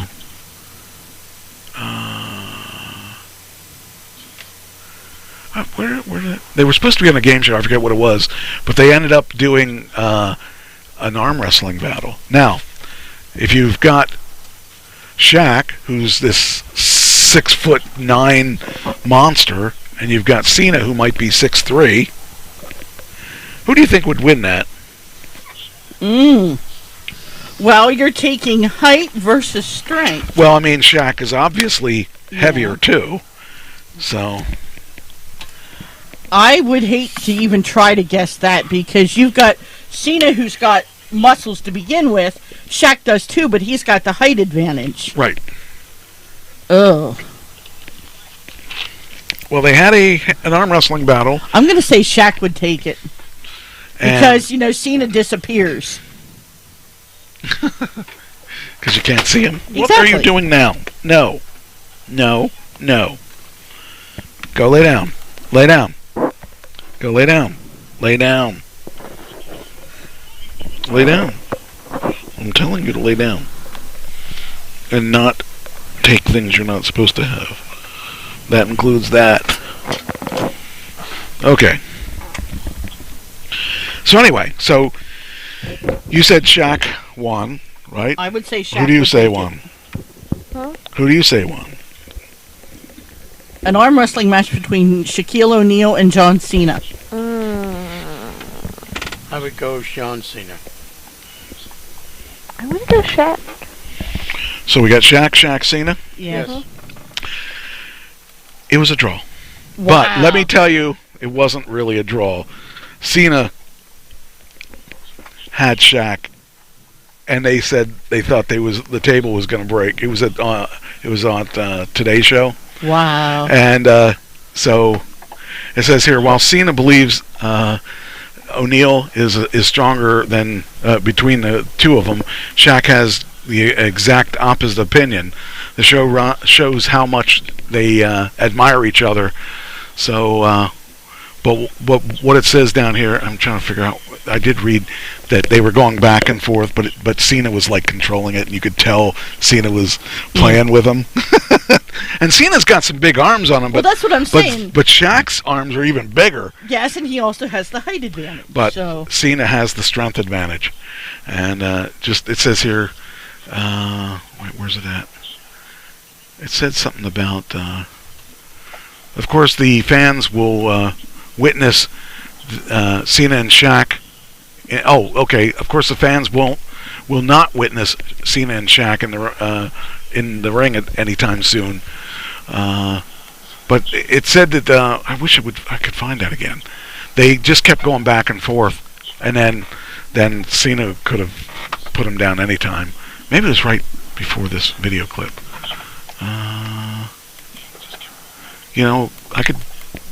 I could try to see if YouTube gets me in trouble or not. Yeah. That's the size difference. Wait a second. We got to get this on TV. Oh, what's that? We gotta All right, come on. All right, hands down. Hands on. Put your elbow down. Yep. Come on. All right, ready? 1, 2, 3. Oh! Oh! Come on! Let's go! Come on! Oh! It's funny because it wasn't down all the way. Cena's smiling as he's doing it. Really? They really are pushing y'all. This isn't for. Freaking to put Shaq down. Oh my God! Or the table's going to break. I'm not sure. That's a draw. And did you see it? That's a draw. Now, and he said it with not any sweat. So yeah, he just went, I just think it's funny. I'm expecting to hear from YouTube later today on that. But you got to see it. That's what I wanted. So, okay, so I got to do this and copy, and I got to do this and paste. But then we do it here. If Cena would go, ooh. What? That could be a new headliner for WrestleMania. We'll probably see Cena in WrestleMania one of these days. Probably not in the distant future either. So, I mean, Cena's still very pro WWE. I mean, they've given him a lot of opportunities that he probably would have never gotten anywhere else. And he's doing well. I mean, that Peacemaker thing on HBO is great. It's fun to watch. I'm actually looking forward to another season, and they have another one on the way. So that was fun. That because he plays a ridiculous, bumbling superhero, and it's just funny because he does everything wrong and tries to do it right. He doesn't. He's not a bad guy. He's a guy that makes bad decisions. But yeah, I really like that. Be good to watch the next season. All right, next thing. Okay, The Walking Dead is having they're going to finish up this season. I know you guys don't all watch it. None of you watch it. Mm-hmm. But this is the deal. There's 2 original characters from the first season still on the show. Really? 3. There's actually 3, but 2 of the 3 we're going to have a show called the Daryl and Carol Show. After they shut down The Walking Dead, they were going to start this Daryl and Carol Show. Well, then they decided they were going to take the Daryl and Carol Show overseas and film it in Europe. Well, Carol was not pleased with that, and she decided she didn't want to do the Carol role anymore. So Daryl is now going to do the Daryl and Carol Show without Carol. Daryl and no Carol. It's just going to be Daryl. And actually, Angela Kang, the showrunner, has decided she doesn't want to be the showrunner for this show anymore. So, anyway, the fans turned on Daryl because Carol left. Wow. And he had nothing to do with it. He's just and they left on good terms, but the fans are jerks, and the fans got all upset about it because they all loved Carol, and Carol's not my favorite character on the show. She's not even my top 3 people on the show. But okay, if you want to be that crazy about her, but anyway, I kind of Carol deserves a break after 12 years of Walking Dead, and you know what? I can respect the fact that she doesn't want to move her life around like that and wants to look at other opportunities. After you play a role for 12 years, that's a long time to play a role. Well, yeah. So, I just kind of... And Norman Reedus says, well, Daryl's all you ever knew me for because I haven't done a whole lot of other things that you would recognize. So I'm going to stick where the money is, because he's going to be guaranteed so much money for the fact that he's got 12 years in there and he's a popular character. So I guess we're going to see where it goes from there, but I found it very interesting, that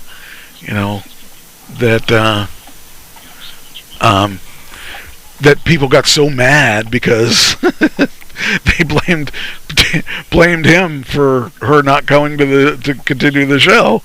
So it's just kind of funny. All right, let's see here. Then we got this Dallas Cowboy thing I thought was pretty cool. Of course, I can't get it now. Why? Why? Because it's about the cowgirls. Oh, but I saved it, didn't I? No, I didn't. It's okay. I know all about it. I want to know why it didn't come up. It should have come up. Why? Came up earlier when I did this. Today it didn't want to come up. See, your computer doesn't even like the Cowboys. That's a good thing. Well, maybe it's because Penn Live doesn't like me because I don't subscribe. Well, that could be. Let's try this. Maybe those, since Ben Roethlisberger isn't with the Steelers anymore, they're not going to have a chance anymore. How about we use this? OnwardState.com. They have it right here. They have it right here. Onward. There we go. Micah. That's the second time I've seen that name. Micah, because we had a Micah down in Georgia, too. Micah Parsons to receive key to Harrisburg again. Apparently he's received one already, but he must have lost it. He probably couldn't get it remade. So they gave him 2 keys. I'd like to know what you do with the key. I don't know. It's just hanging up on the wall. What are you doing now? She was chewing on a bottle. You got to be good now. What's the big deal? It's just an honor to receive that. Anyway, he received it for being selected to play, was it the Cowboys? I believe so, yes. Yeah. So he's going to be playing for the Dallas Cowboys, and he's from Harrisburg. Nice. So that's kind of cool. So now I can start putting my Dallas Cowboy stuff up. No, you can't. All right, dog. Stop this. You're interrupting the show. All right. Maybe if you're nice. Yeah, you're saying it to him? Yeah, Has he been nice maybe. yet? I don't know. All right, so we got this, and then the one you gave me before the show started. I wanted to talk about that next. As soon as this accepts my... Come on. Not going to do it, is it? Going to make me do it the hard way now. I can't... Oh, I don't know where it is. I don't know where... There it is. Okay. Take this, and we'll put it... Take the lime and the coconut and set the bowl up. You put the lime and the coconut, and then Facebook posts it. Says, doctor. Anyway. Here we go. Joe Biden. Would you vote for him? No. Would you vote for him? No. Would you vote for him? And I wouldn't vote for him. That means 100% of the Trash Talking Radio Show would not vote for him. That means that people out there, if you expand that, 100% of the people that... we're our key demographic here. We've got the young'uns and we got the old ones. Who you calling old? You 3. What are you? I'm a young'un. You're an oldie. Oldie but a goodie. So the question is... Well, no, not the question. The statement is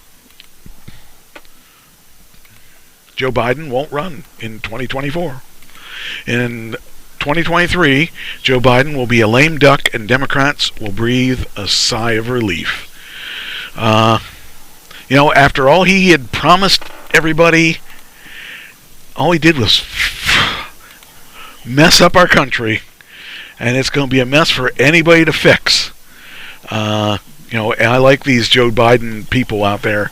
When his own party doesn't want him to run, and if he does run, they're not going to help him any. So I don't think there's any point in running, and I think he's smart enough to realize that, or maybe not. I can't. Being your mom is the greatest thing that's ever happened to me. But watching addiction... Okay, now, did this do this yet? Okay, I might have 3 of these, but anyway. I don't know. I think that he's really... take a look at where the gas prices are right now. I don't even want to where the food prices are right now. Where the rents are right now. I mean, he's not the complete blame on all this because of COVID, but all that money he gave away, in all that free money, and it's all showing up. Now, one thing I want to say is that I've said, if we raise the minimum wage to $18 for McDonald's, what's it going to do to our economy? Guess what? this is what it does. It all of a sudden everything has to make up. It has to be made up somewhere. Somewhere that money has got to come from somewhere, and it's coming from people. People won't even take $24 an hour to work at Lowe's. Have you seen the gas prices? Yeah. The beginning of the week they were $4.09. Then it jumped to $4.19. Now it's at $4.29 or $4.39. I'm like, this is ridiculous.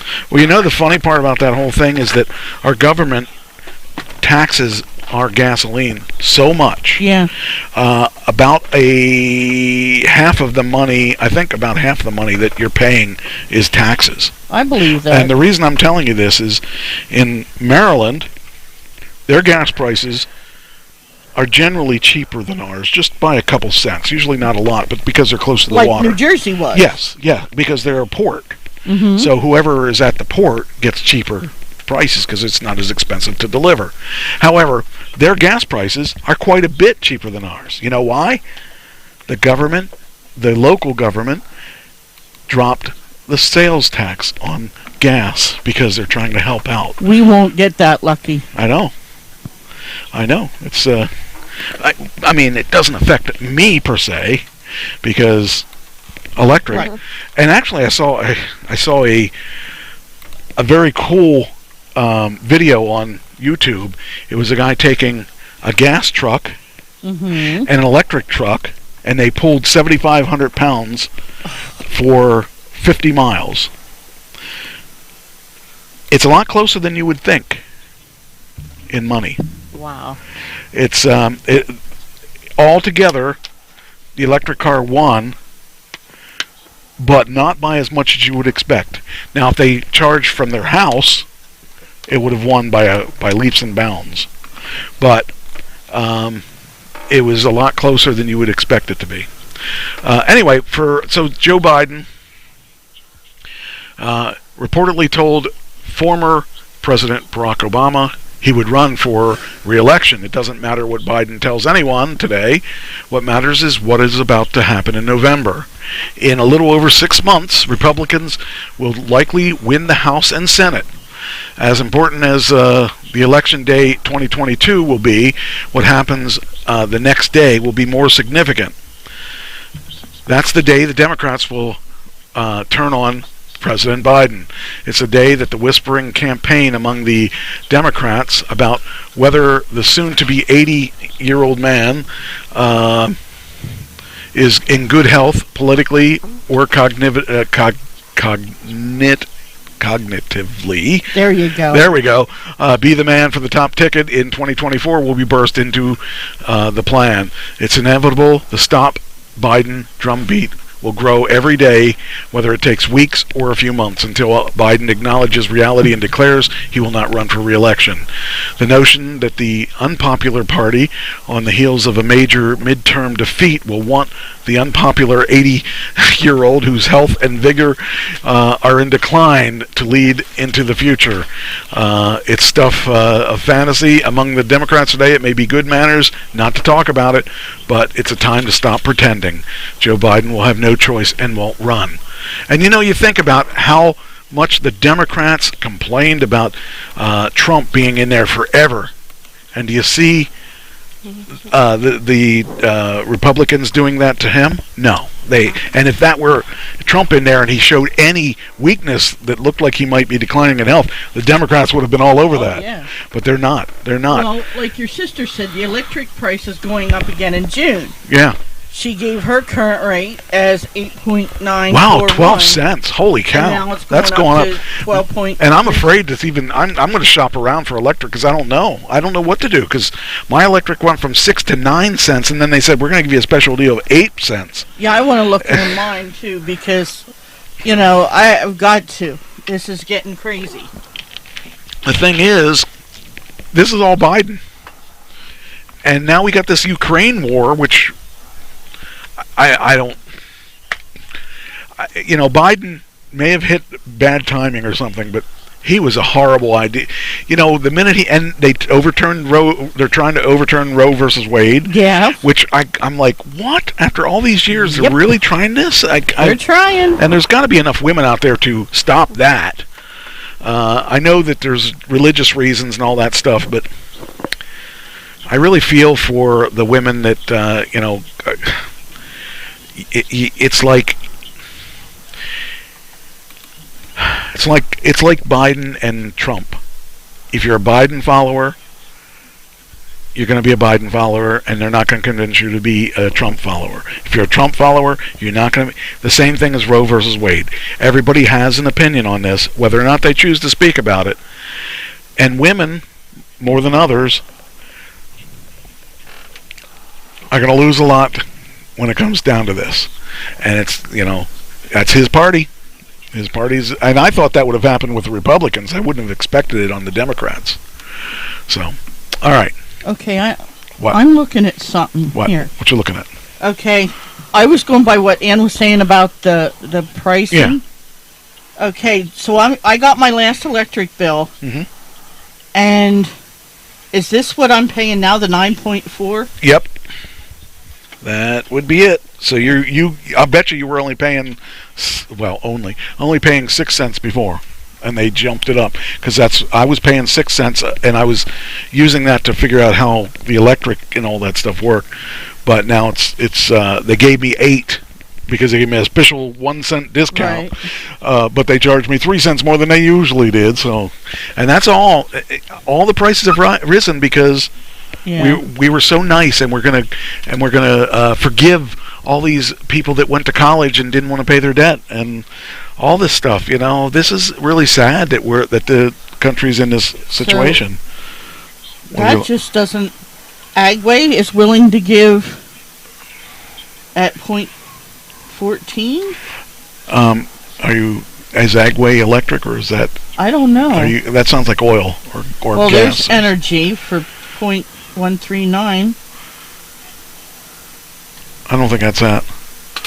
Unless that's your electric. I don't think your electric would be PP&L or it's one of those guys. Yeah, well, maybe after you get back, you can sit down with me on it. So because, I got to do everything I can to, I make understand. my money stretch. Well, I mean, you can't really... Huh? Speak into the mic, please. Don't talk away like you're doing. Turn your hearing aids up.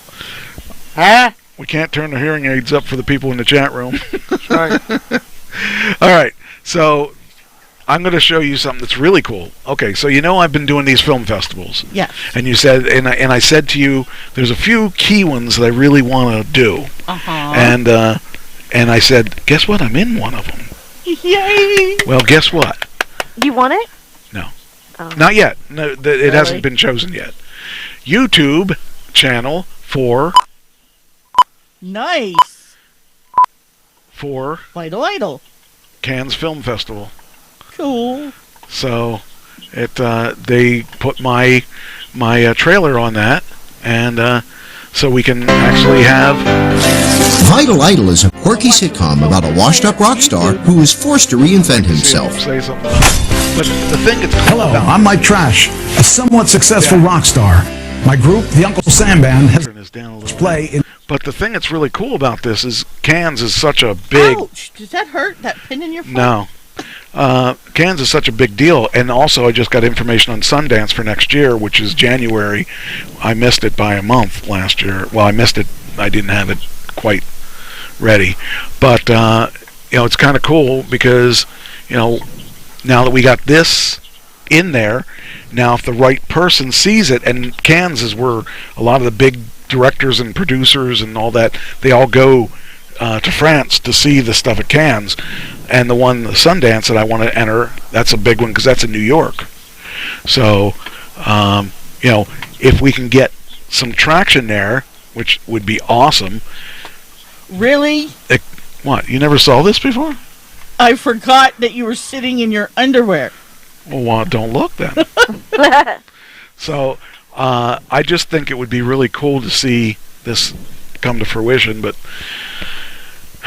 that's why I'm going to Vegas too, in hopes that I can meet some people that I need to meet. And then in July, I'm going to Savannah, Georgia, and then in October, I'm going to LA, and I'm going to meet my friend Allie Grant. Wow. No, she'll be in She'll be in Savannah. I'll meet my friend Lily Drew, who lives in.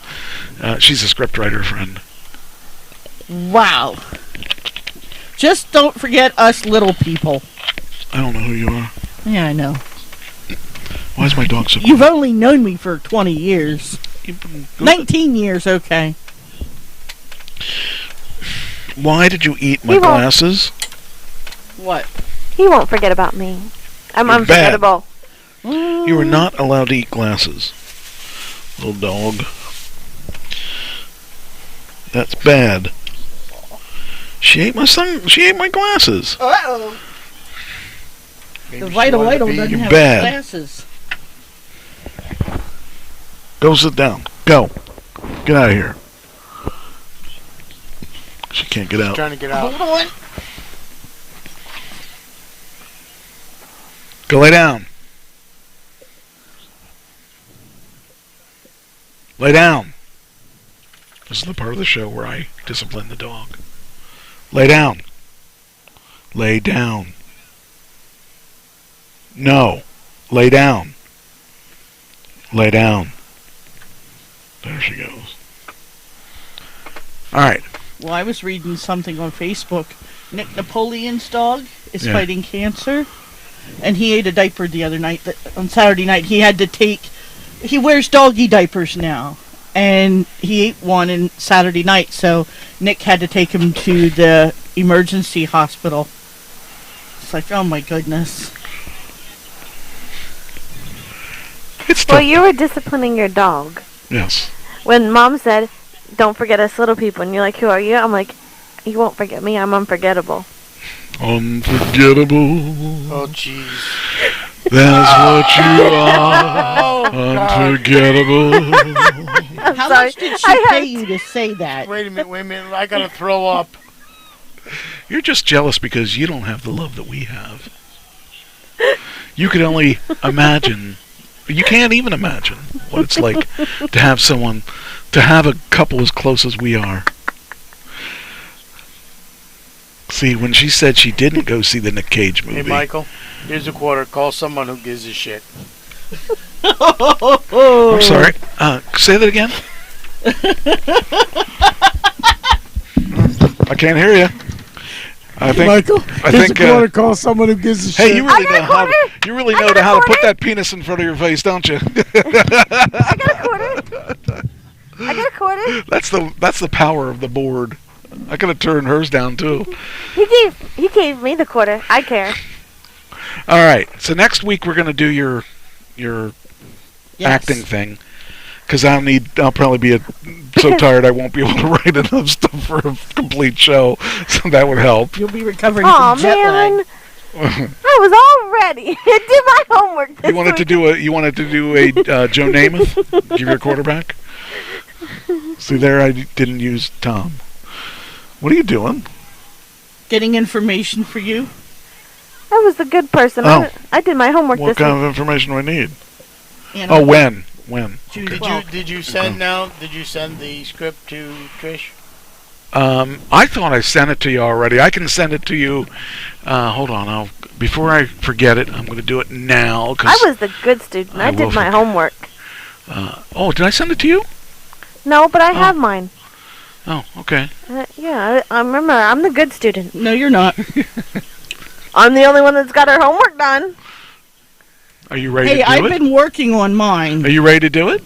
Yeah, you do it, and then that way we can critique you. I have it up. All right, let's see here. There we go.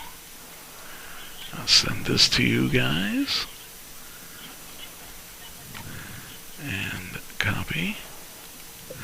And now I gotta figure out.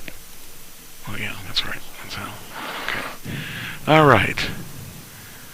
We will do this.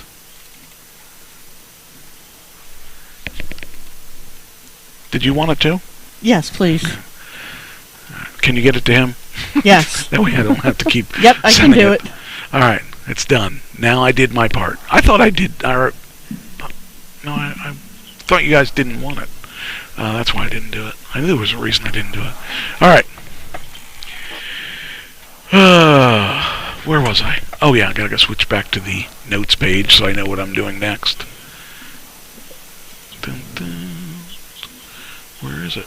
There it is. Trash Talking Radio. Okay.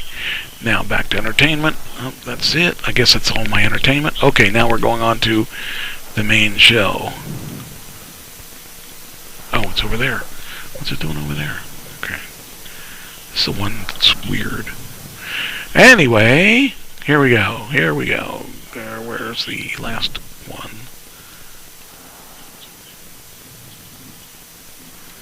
This is, okay, here we go. This was the first one that I found interesting. Really? What? You're not going to print that out?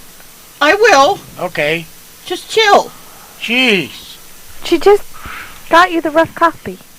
What? I forwarded it to him, and he's like, "You're not going to print it out?" Well, yes. All right. Next. Which it really has nothing to do at work. I have lots of things to do at work. So here we have, we do things about, accept things about India's first openly gay prince vows to continue his fight against conversion therapy. So over there, they're not, in the United States, they say, okay, if you say you're gay, you're gay. Over there, they say, if you're gay, let me sit you down in the chair here, and let's talk about it, because we're going to zap your head out. Shows how far advanced they are. They're so much further than us, because they... It's funny you say the Indian... I had yesterday, basically a Indian couple come in, and I'm expecting, okay, 1 sandwich, 2 sandwiches, the most, because it's a couple. She goes to me, the first question out of her mouth was, is your cheese pasteurized? And I'm thinking, in my head now, I'm not saying this, what kind of fucking question is that? But then I realized, okay, maybe they're not allowed to eat only pasteurized. I'm guessing. Right. They aren't allowed, yes, right. I would imagine. So, I said, I'm assuming so, I think so, I mean, it's... find a place where you can... Right, that's not pasteurized. Yeah. So anyway, she sent me that, and she goes to me, can I get forged steak subs? I said, absolutely. Okay. Well, I'm starting to make these subs, and she said they're all going to be the same, all the same cheese, and all the same toppings. I said, okay.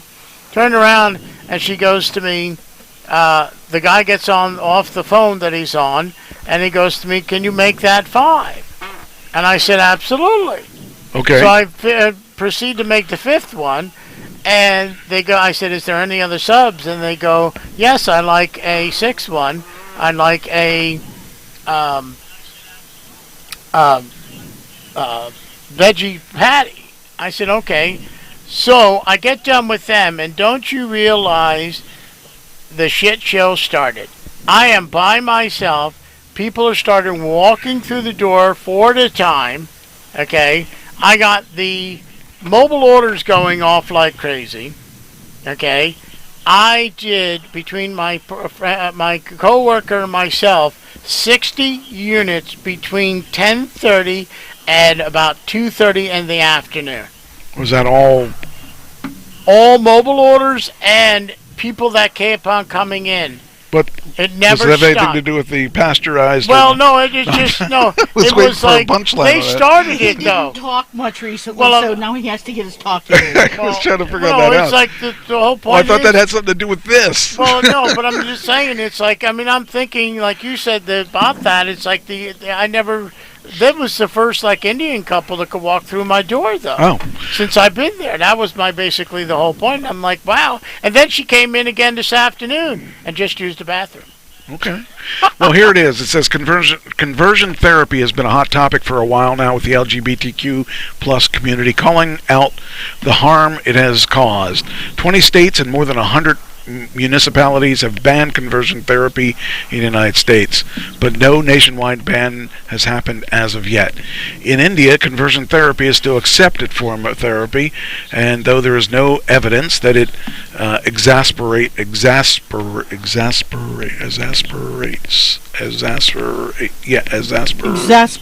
How do you say that?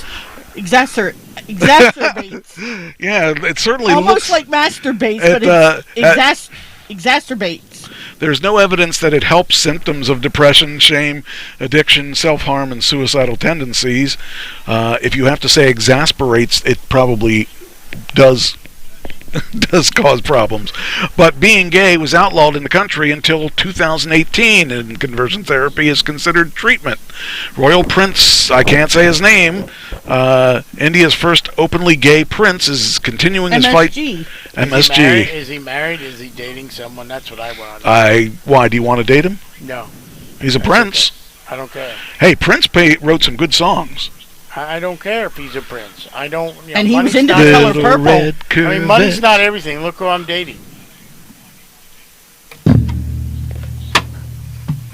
I think she could say the same. She's a step up from there. She's got a full-time job and a house, and she's got all kinds of things. I'll put it this way: starting tomorrow, I will have a full-time job. Oh wow! Yes. How's that gonna? That's a good question. We'll figure that out when it happens. We're going to figure that out when it happens, because unfortunately, somebody has to step up, and they're forcing me to do that. Okay. Anyway, Royal Prince Manvendra Singh Gohil is his first openly gay prince. In 2006, he made history by the age of 41, coming out as gay. 41. That guy looks a lot. That can't be a picture of him. He looks young. Oh, it is him. Well, they do look younger than what they really. They look younger than their. He looks like he's like. He looks like he's in his 20s. Yeah. The couple that came in. Maybe the couple that came in looked like they were teenagers, but I knew they weren't teenagers. But it says here the decision to come out was immediately condemned due to his position and the fact that India had recently disregarded his outdated law, which used to be punishable by a lifetime in prison.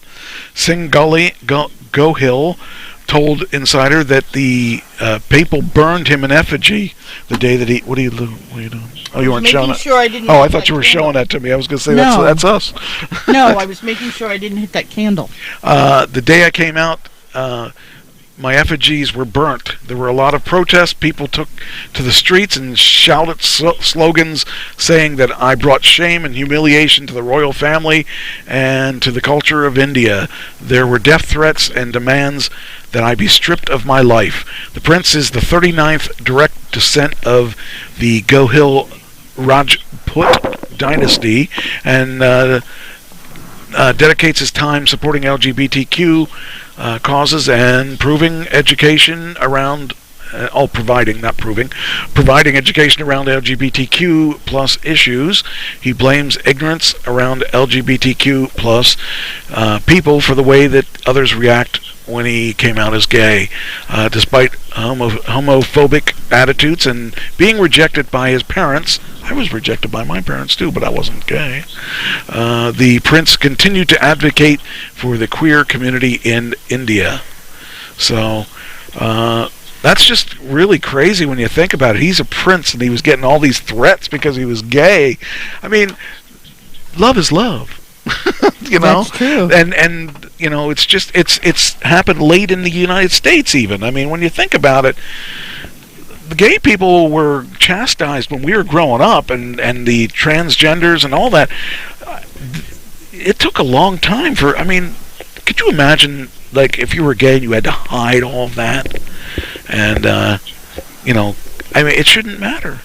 It shouldn't matter. To this day, a lot of people are hiding it still. But it sucks that people have to hide who they are. They're afraid that, you know, what people are going to say. Oh yeah. Even though a lot of them accept it, they're still afraid that some people are not going to accept it. Sure, absolutely. They're going to be like, okay, thing of it is, you go to give you an example, how do you know a coworker's not gay? You don't. And you don't. And why does it matter? The thing of it is, right, and that's the thing. Why does it matter? And the thing of it is, they're afraid that if the coworkers find out, they're going to tease them, or they're going to say something, or they're going to not accept them, and they're going to say, I don't want to work with a gay person. Yeah.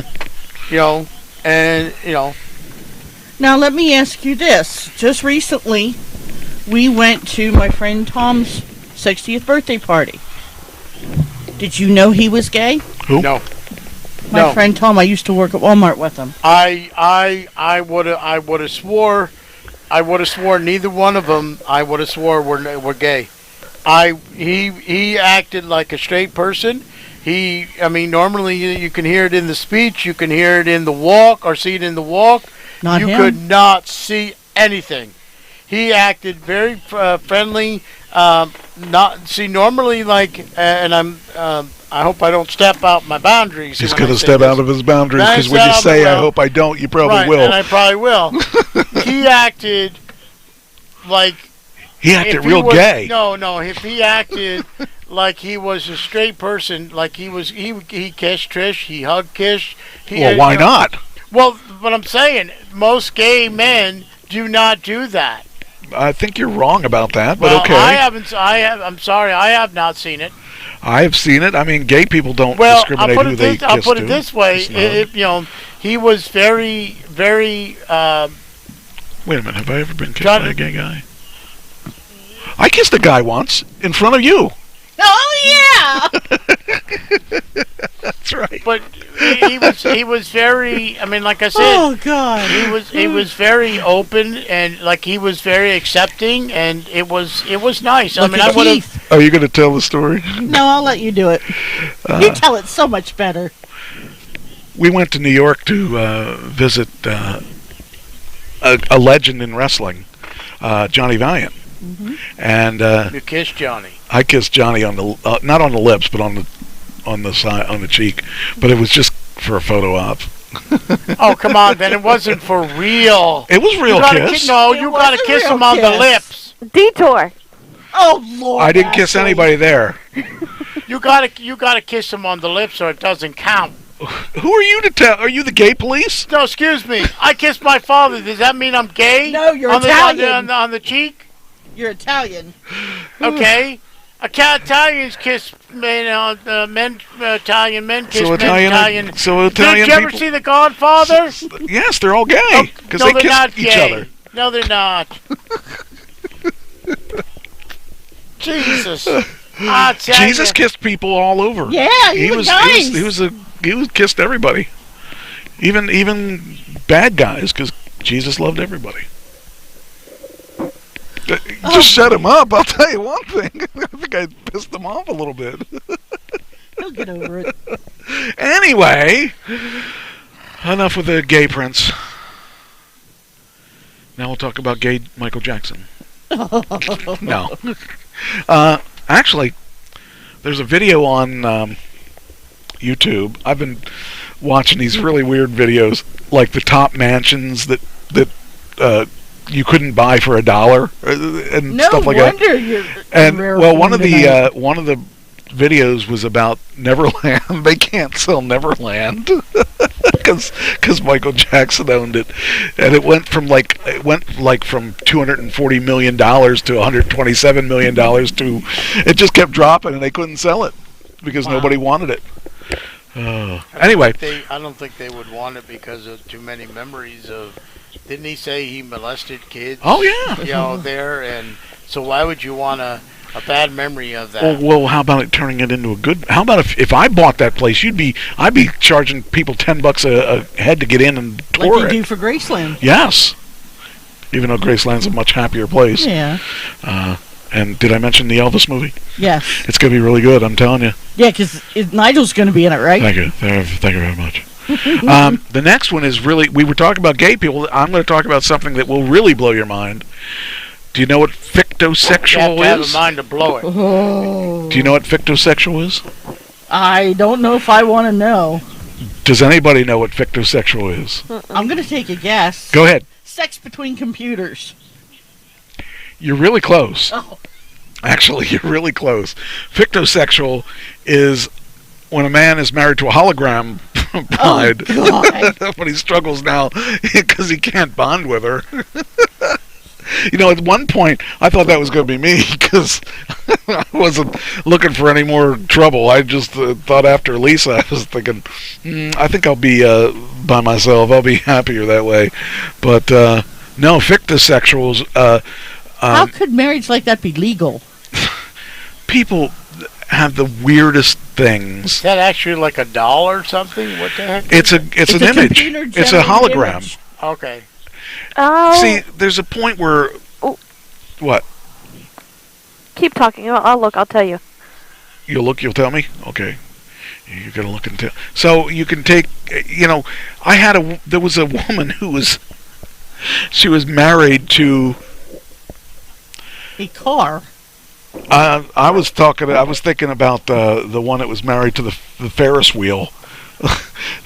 She had a it was on what's that hauling TV show Shipping Wars. You see, first of all, it's not. It's like isn't he Japanese or something, or Chinese, or what difference does that make? Well, those. Did I do this already? Or am I doing this twice? I think I did this already. No, that's not the point. But it's like, ain't they the ones that like smart enough to create that technology to, because they always say, most of the stuff is made in Japan. Well, let's find out. She's not real, but his feelings are. A fictosexual man who wed a fictional computer synthesized pop singer 4 years ago, and now he's unable to communicate with his wife, but is still in love with her. Maybe he should get a divorce and see how much money he can get out of the settlement. Like Ann says, soon he will sue the app creator since they're not updating the software. Yeah, that could be. Yeah.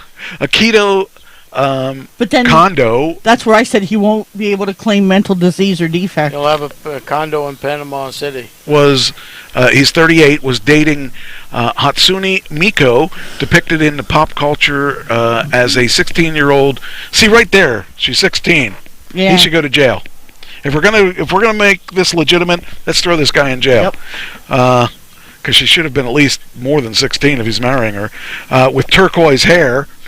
That's probably her parents' fault. For a decade before, he was dating for a decade? Oh boy. Ooh. Before they had an unofficial wedding ceremony in 2018. Well, I guess he had to charge her up at night then. Condo. If she was a Tesla, you bet she'd do well. It says here, in 2018, Kondo, one of the many who identified as fictosexual, or someone that can't find a girl, or someone who is sexually attracted to fictional characters, spent 2 million yen. You know how much that is? A lot. $17,300 on the nuptials, but his family did not attend. Gee, I wonder why. It's ridiculous. They didn't have the Now married for 4 years, Kondo, 38, and his relationship has hit a roadblock. He can no longer speak with Miko due to a technological hurdle, according to the Japanese. Software's outdated. Yep. Oh, what a couple. She doesn't speak his language. So what I went and looked up was there's actually a Disney movie that it's called Pixel Perfect, where this guy makes up a hologram for a singer, and he actually ends up falling in love with her. I'm trying to think if I saw that. How long ago was that? I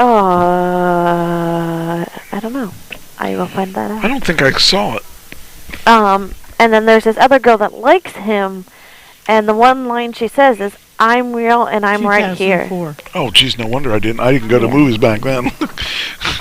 We didn't start going to movies till closer to, well, actually, we did start in shortly after that, I would say. But yeah, it's called Pixel Perfect. Yeah, she just pulled it up. Let me see the picture. Is there a picture of the girl? Mm-hmm. I'm trying to think if I ever saw it. Can you make that bigger? The blonde girl. Curly blonde girl. Okay, let me see this. Curly red hair. Or curly hair. Not red. No, I never saw it. Is that Ralph Macchio? No, I don't think so. That sure looks like it. That would have been a Ralph Macchio at 20 years ago. Oh, well, that would have been 20 years ago, wouldn't it? No, that's Raviv Ullman. Yeah, I was going to say. Spencer Redford. Oh, this wasn't a U.S. movie? Oh, it is a Disney movie. Okay. Mm-hmm. I never saw it. Guess you'll have to look for it. See, the thing is, these people are just looking to do outrageous stuff. Yeah. There's no way in the world that anybody would be married to a fictional character like that, or that ride, that amusement Ferris ride. wheel, yeah. These people were just looking for something to make them look weird, and they are weird, and that's a way to get on the internet. Yeah. So it says here now. Okay, so it says Kondo insists, or Kono. Did I say Kondo? It says Kondo up here, and it says Kono here. Insists. It hasn't lessened his feelings that he can't talk to her anymore. My love for Miko hasn't changed, he told Manichi, which noted is now carried around a life-size version of Miko. I held the wet. Well, if the guy has $13,000 or whatever to waste on a marriage that is a sham, can he, like in his taxes, claim a marriage? No.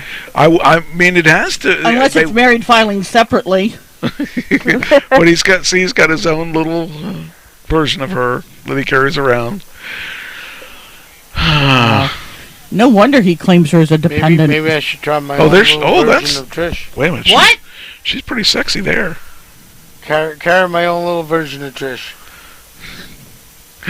These people are just... I ain't little. I mean, the guy is... All right, let me carry my own big version of Trish. Let me just say that this guy... he's weird. He's exactly what a computer programmer should look like. Yeah, computer nerd. He doesn't have any kind of life of his own. Nerd alert. Yeah. Exactly. Anyway, I spent more than enough time on this story. It's just weird. All right. Oh, I gotta crank it up here because we're running out of time. Yeah. Well, since you're going to be getting married, here's a chance for you to find yourself a cheap dress. You can buy this dress for $66. A wedding dress. No thanks. Why? No. Because I would breathe once and it would fall apart. You only need it once. I was going to say, that's good for me. Works for me. I just thought it was kind of cool that they found this idea of this. It's a wraparound dress. I saw recently a girl took a Harry Potter book and made her prom dress out of the pages. I would do that before I'd wear toilet paper. Oh. I think toilet paper and Harry Potter are the same thing. A woman claims to have found the perfect dress for an evening wedding for just $66. Joanne Lewis took to TikTok to show off her sequin gown from Shine, as she admitted she was so... I think that's a pretty sexy deal. Unless it's all lace. I like it. I like it. It's pretty cool. It's wraparound. You can, But that's okay. I won't try to save you money on your wedding. That's okay. He's never seen me in a dress, and he never will. Who? Oh, well, my, that's pretty mean. Michael. Why? Uh-uh. Why? Nope. Some women don't like dresses, I guess. They don't care enough about their significant other to wear it, Not even one time on a special day if y'all get married. They make wedding pantsuits. Hooters waitress. How much do you think she makes in tips? You wear that, I can wear what I want then, right? No, you have to wear clothes. Oh, wait a minute.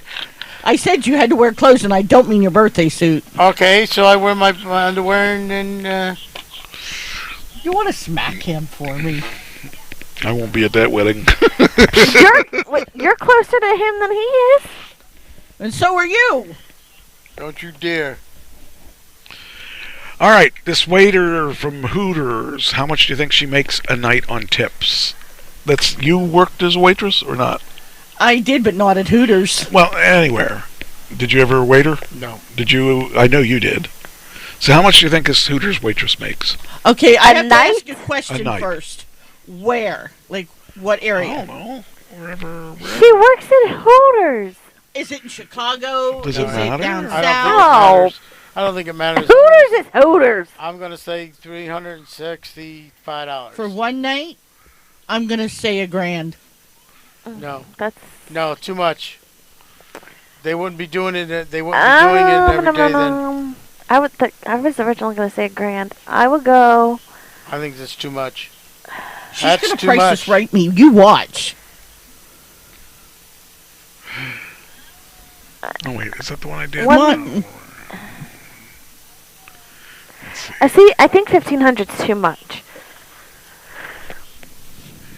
You gotta pick a number, or you just gotta have a guess? I'll go 1,500. I think it's too much, but. No. Okay, you said 15. You said what? 365. And I said $1,000. All right. Get out the calculator. They didn't make it easy. Of course not. All right. Got it. All right, here we go. Hooters waitresses have pretty huge tips. Singing waitresses, singing wings, slinging. Blah, I can't speak today. That was like last week. I didn't know wings could sing. Slinging wings part-time is apparently a lucrative gig for a law student, Leah Fennelly, 23, who raked in a jaw-dropping 10.3 million TikTok viewers with a clip revealing how much money she earns during an 8-hour shift, 12 to 8 shift, on a random Thursday. Our first 3 tips are $3, $7, and $8. 18. Okay. Later on, she did a $6, a $14, and a $23 tip. Okay. All right. She went on to display 5 bonuses she scored from a debit card transaction, which included $31 and $50 tips. Okay. She hoped she'd hit the mother lode when a baseball Hall of Famer who stopped by and sat at her tables. I literally had no idea who he was, but customers started going up to him and asking for pictures and autographs. However, the unnamed pitcher ultimately gave her $7. Okay. But the Baylor's small token of appreciation was later on offset by heftier booms. She was blessed with $17 and $38. Okay. What are we up to so far? 204. Okay. After the shift, she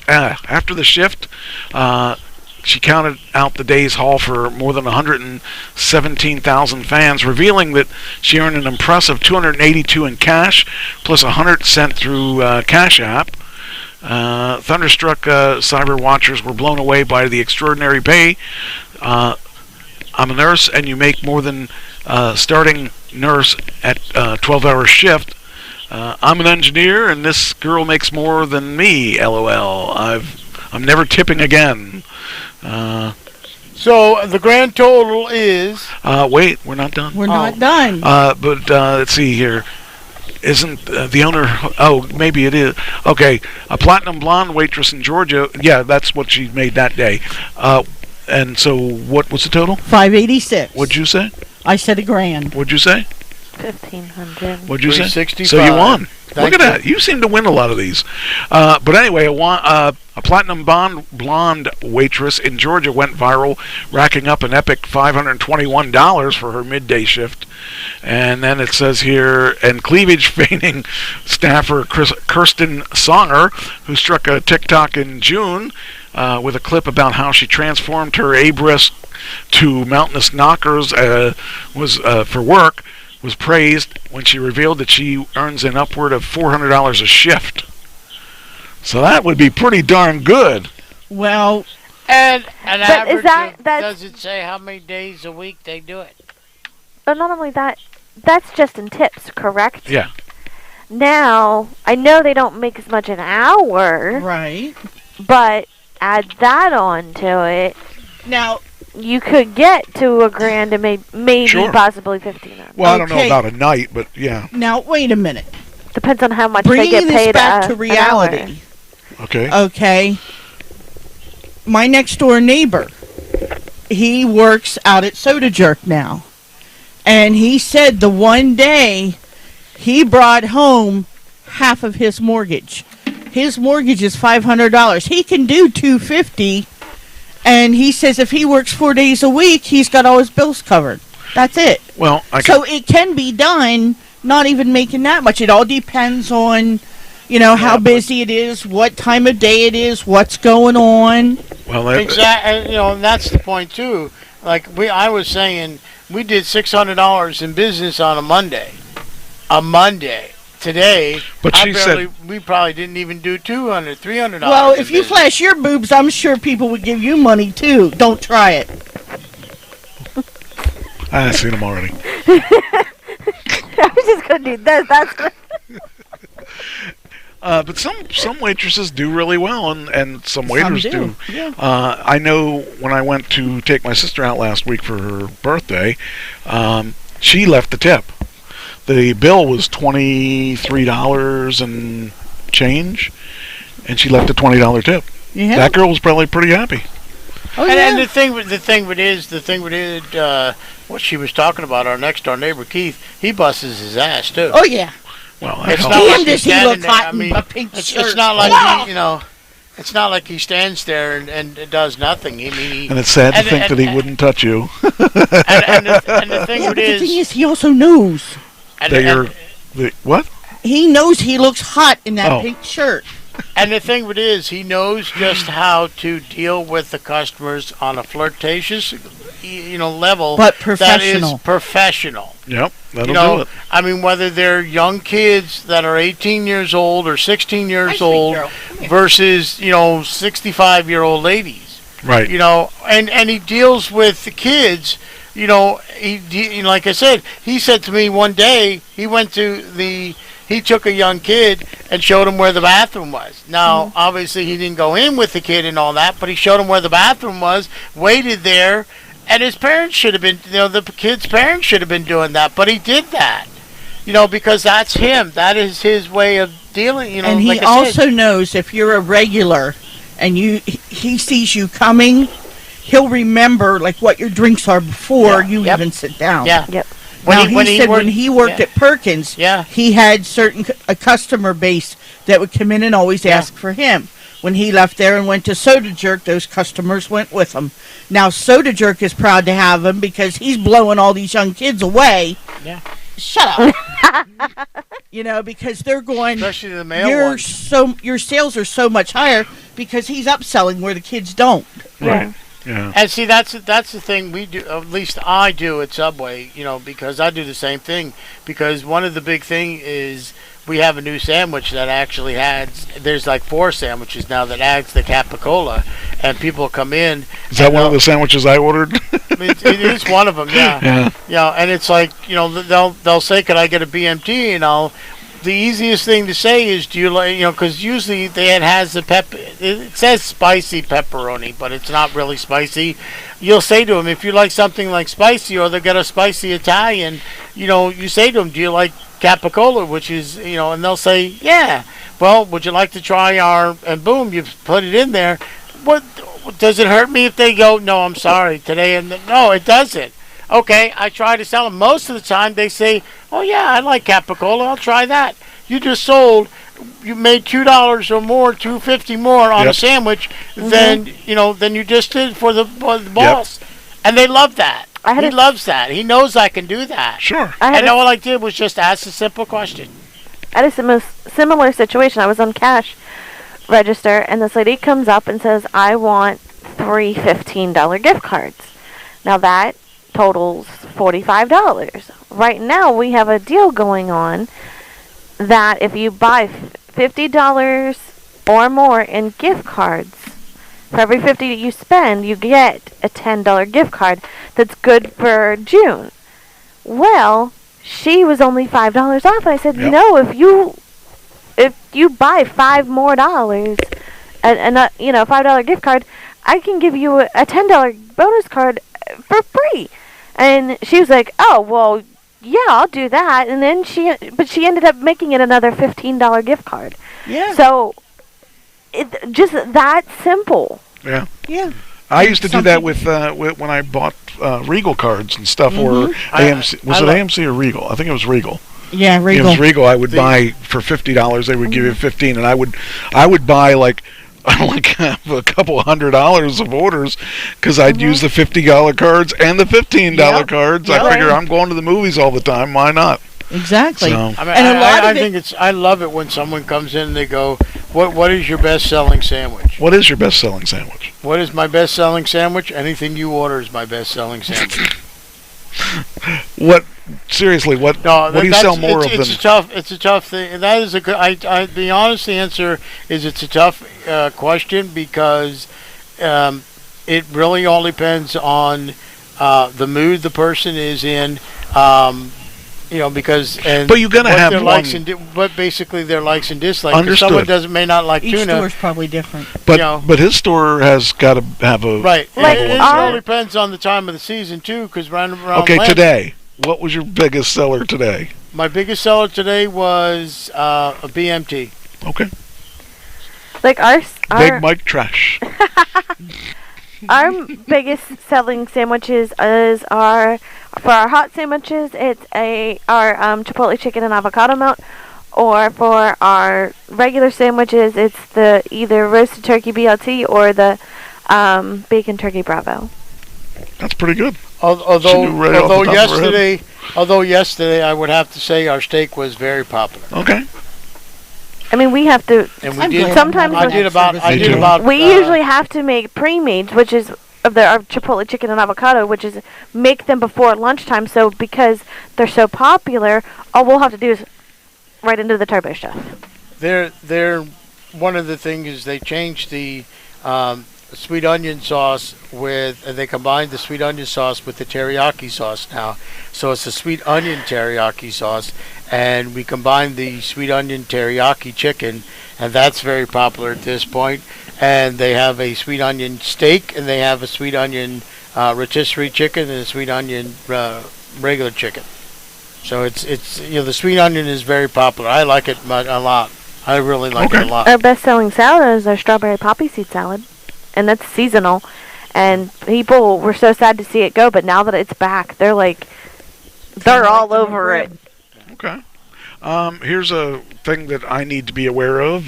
Family loses $6,000 in a scary hotel room service scam. Ooh. Now you got to think, well, what in the world would that be? Because we've talked about scams on the phone. So how could that happen? How could they lose $6,000 in a certain hotel room that's haunted? Okay, all right. That's a good answer. Not quite real, but okay. Yeah. Anybody else have any room number that is 666 could be haunted. All right. That's not it. Anybody else have any? What the scam is? How did they lose $6,000 in the scam? They probably kept on telling them room service is, doesn't have free room service free room service or something like that, or they had a bar in that type of thing, and they. Well, let me tell you what it was. First off, the hotel was not aware of it. What happened was people were going by the scammer went by and slipped these pieces of paper under the door saying, "We got this food and this is the deal," and the person called the number on there, and they ordered room service, teriyaki and cheese or whatever it is you make, and gave the credit card number. $6,000. Wow. They charged the card for $6,000. And never gave the food. Yes. Wow. And apparently this is a scam that's going on, and I wouldn't have I never would have thought of it. How did they charge it though? Did they have one of those? Like one of those things that you actually put in the phone and then blip that? No, they gave it in on the phone. They gave their credit card on the phone. So that's me saying, okay, my credit card number is 5623895 blah blah blah blah blah, but they punched it in. They had a thing and something where they could punch it in. And he wasn't my friend. He was just somebody who tried to scam me. No. This was Doug. Doug who? This was under Doug. Doug who? Doug Taylor? I don't know who he is. Oh, I thought he was a friend of yours. No. He was just somebody I approved for a friend request, Yeah, and he was the one telling me to call the agent and all that stuff, and I was saying he's a scammer, and he he tried with me too, and he's going to try everybody on my friends list. Thank God I'm not on your friends list. I am. I was going to say, I think you are. Yeah, I am. I am, but I don't think I've... Well, I'm like... They just go right down the line. I said, call my cell phone, please. You still have my number. He goes, no. I said, it's 717. You're a scammer. That's good. That's my girl. Like anyway. the voicemail message I got earlier today. I get them all the time. I like how they tell me I can eliminate my loan. Your student loans. I like the ones that call up and say your car warranty is your extended warranty. It's like I don't own the Mitsubishi. Or your auto loan when I don't have a car. Yeah. Okay, this one's going to disgust most of us. Polygamist. That's not most cult of us. Leader.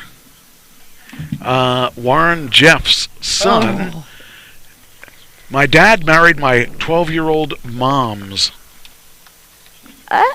The polygamist married a 12-year-old and then had a baby with him, and that's Jeff Warren is the son.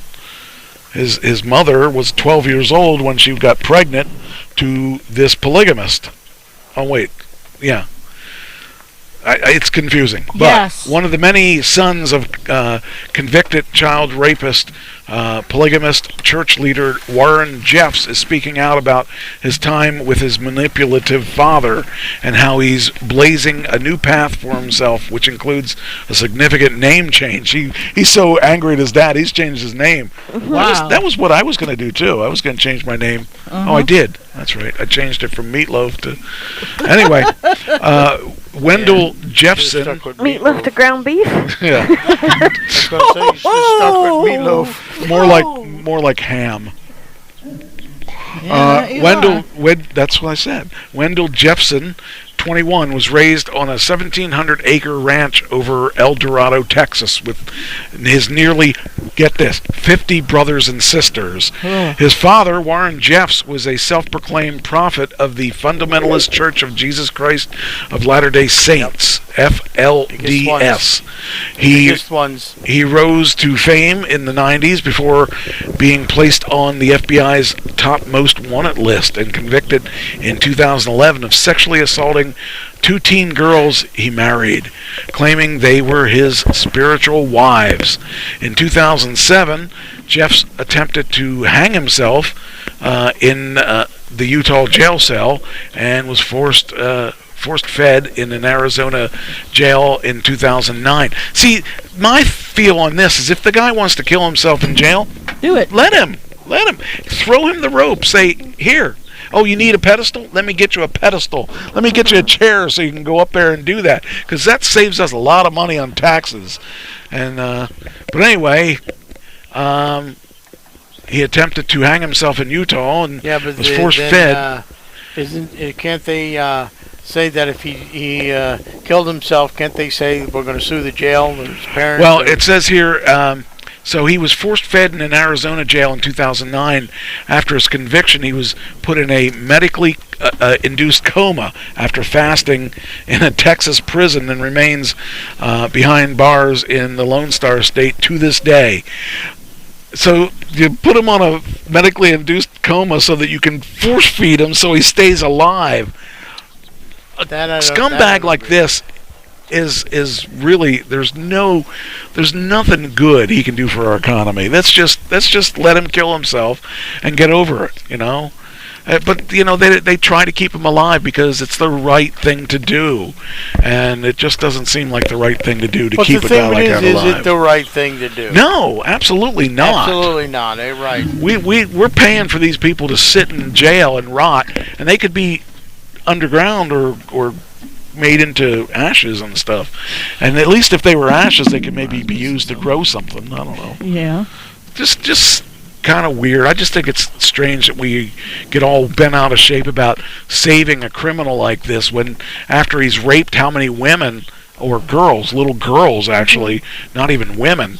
And personally, I think that there's no saving this person. Personally, I should have. I mean, they should have. Like I said, I agree with you. If he's done that amount of stuff to little women and stuff, like girls and stuff, he should have killed. They should have let it here, like you said. We'll give you the knife, we'll give you the gun, shoot yourself. Yeah. You really want to die, go for it. Yeah. Just sign this paper that says you're not going to hold us accountable. Yeah. Right. Yep. Exactly. Yeah. Okay. 3 out of 4 of us have worked at McDonald's. Yes. You've worked at McDonald's, right? Yep. Okay. This former manager at McDonald's, says never order this drink. Do you know which one it is? Coca-Cola. Do you have a guess? Orange High C. What's that? Oh, Orange High C? High C, it's okay. orange. Yeah. What's yours?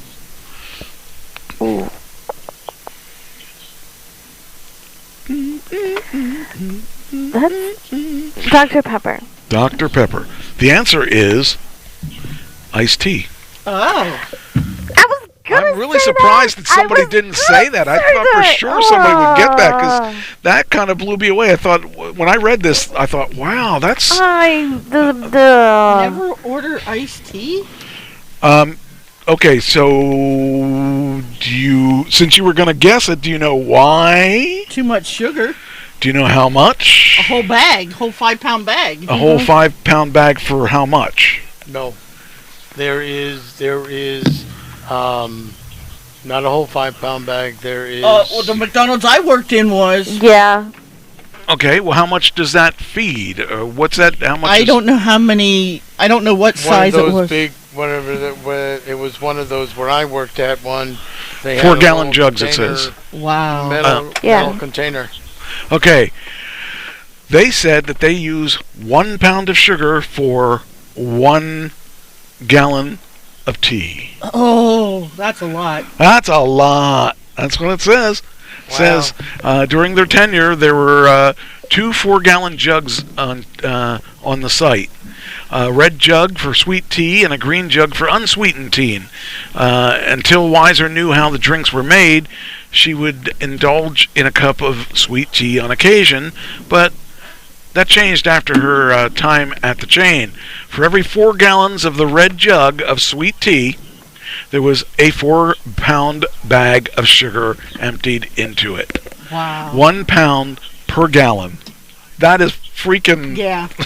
Well, I remember the first time they taught me how to make it. They're like, yep, just dump the whole bag in. I'm like, the whole bag? Yeah. So it must be a 4-gallon bag then. So for a 30-ounce sweet tea, it has 38 grams of sugar. Oh, yeah, that's a lot. No wonder I'm diabetic. That's it. You should see. You think your sweet tea was better than my Diet Pepsi. Well, now I drink Diet Southern Brewed Rudders, and I hardly go to McDonald's anymore. There you go.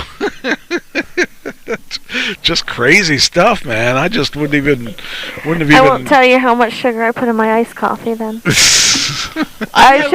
Correction, flavored sugar. Now wait a minute Vanilla here. flavoring. Now wait a minute here. I know I love you, honey, with everything I have. Dip. But if you would take a handful of Splenda. Okay. And, like the packets, and dump it into your coffee, would you still say it's okay because, it's diabetic sugar? Diabetic sugar? I don't know. No, it's not.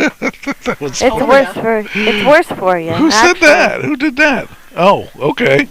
The one day we went to work. Let me put it this way. Would you rather use sugar, Splenda, Sweet and Low, or Diet Pepsi?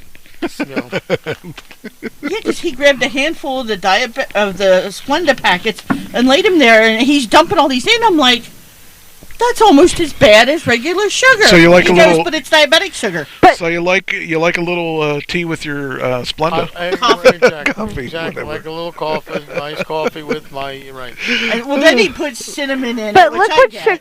But see, the thing I was told by my diabetic doctor that every once in a while you put a little cinnamon in, or put cinnamon on your food and everything. It helps reduce the I've heard this before, I think. Yeah, it helps reduce the. I don't forget what remember what it is, but it is. It reduces the amount of sugar, intake. In other words, you won't have a lot of the sugar. You won't be, because when your sugar's high, it reduces. Instead of going to like 400, it'll go only to like 200 or something. Something like that. I forget exactly how she put it, but it was like she doesn't say like every meal put cinnamon on, this or put cinnamon on everything. She said every once in a while just put some cinnamon in, so I put it in the coffee and it's like, Yes, but, because I said to him, I said, how many Splenda packets did you put in? Oh, I don't know, I just grabbed. And I'm like, because think about it, each one of those adds up. Even though it's diabetic sugar, it adds up. All right. Here's a story from my sister. Wild fox wreaks havoc at Smithsonian National Zoo, leaving 25 flamingos and one duck dead. Did dead Gracie duck. get loose? One dead duck. I hope Gracie didn't get loose. 3 other American flamingos injured. Oh, man. This is some of the weirdest stories in the world. Protect your health and finances with the help of Medicare Solutions from Mutual. There's a funnier part. Now, guess who reported it? CNN News. Anybody else? Guess who reported this fox that killed all these animals? Watch it be Fox. Yep. Yep. Fox News. When he said it that way. Yep, it's Fox. I found that funny. I just thought, oh, well, Fox News reported the wild fox. I thought that was funny that Fox News would report this. So, there it is. Oh, man. Wow. That's pretty strange stuff. See, there it is, the Fox News. But anyway, next. Yeah, I know. I want to try and get through some of these quickly. So we got that one. Then we got... It's probably going to be going in the trash. What is? Tony wants it. Unless you want it. What? Here's the rest of his sandwich. Oh, what sandwich is it? It's a BLT, and I put the sweet onion teriyaki on it. And if you're going to just throw it away, I'll take it. Okay, just So, anyway. I think it has tomatoes on. You may have to. I'll take the tomatoes off. Yeah, there we go. Yeah. Okay, here's one that, I don't get some of the protests that we get. This one here is an example of it. Police apprehend climber at the top of San Francisco's Salesforce Tower. Now, this is really crazy. Did he think he was Spider-Man? Well, a man scaled San Francisco's 1,070-foot tall Salesforce Tower on Tuesday morning without any ropes. When he made it to the top at 10 a.m., he was met by police and arrested. Officers have developed probable cause for the subject, but charges are still pending. At minimum, he will receive arrest for trespassing. The man who goes by Madison Deschamps on Instagram calls himself Pro-Life Spider-Man. I'm a rock climber that has recently started climbing skyscrapers to end abortion. Now, okay, whether you're pro-abortion or anti-abortion, do you really think that it matters when you're climbing a tower? Do you think that people are really thinking about, why is he climbing this tower? No. Oh, he's against abortion. Oh, well, that makes sense. Now I'm gonna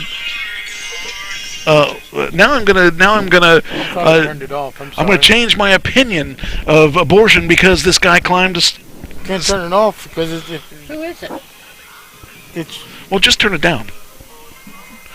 We're only going to be on for a little long. We're almost. I'm sorry, I didn't know who. I thought I had. No big deal. No big deal. But I mean, so I really find it really bizarre that people do outrageous things to, get people to pay attention to their cause. Which is, this is a guy.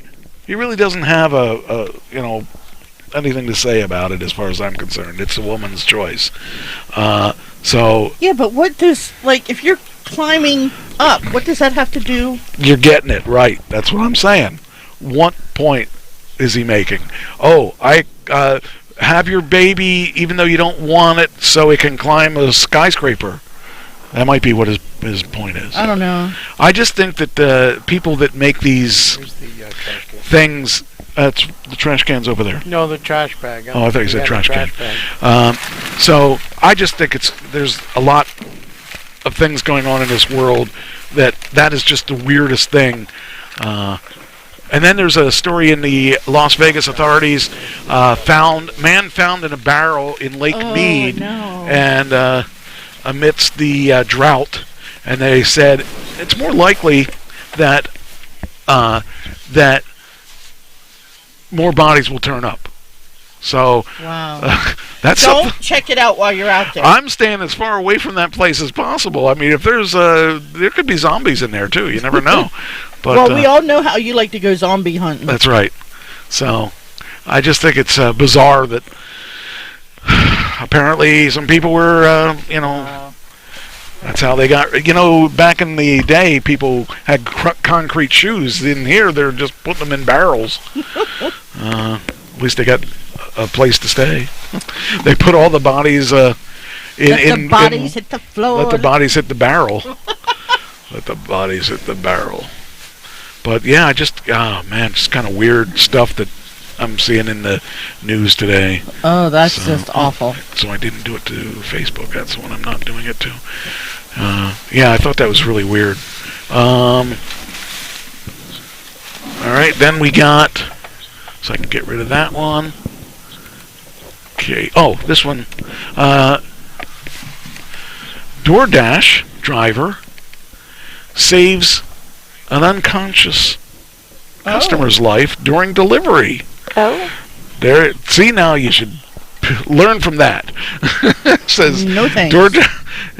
I can't imagine doing it, but I wonder if this is her. I wonder if we'll get her or we'll get a commercial. We'll find out.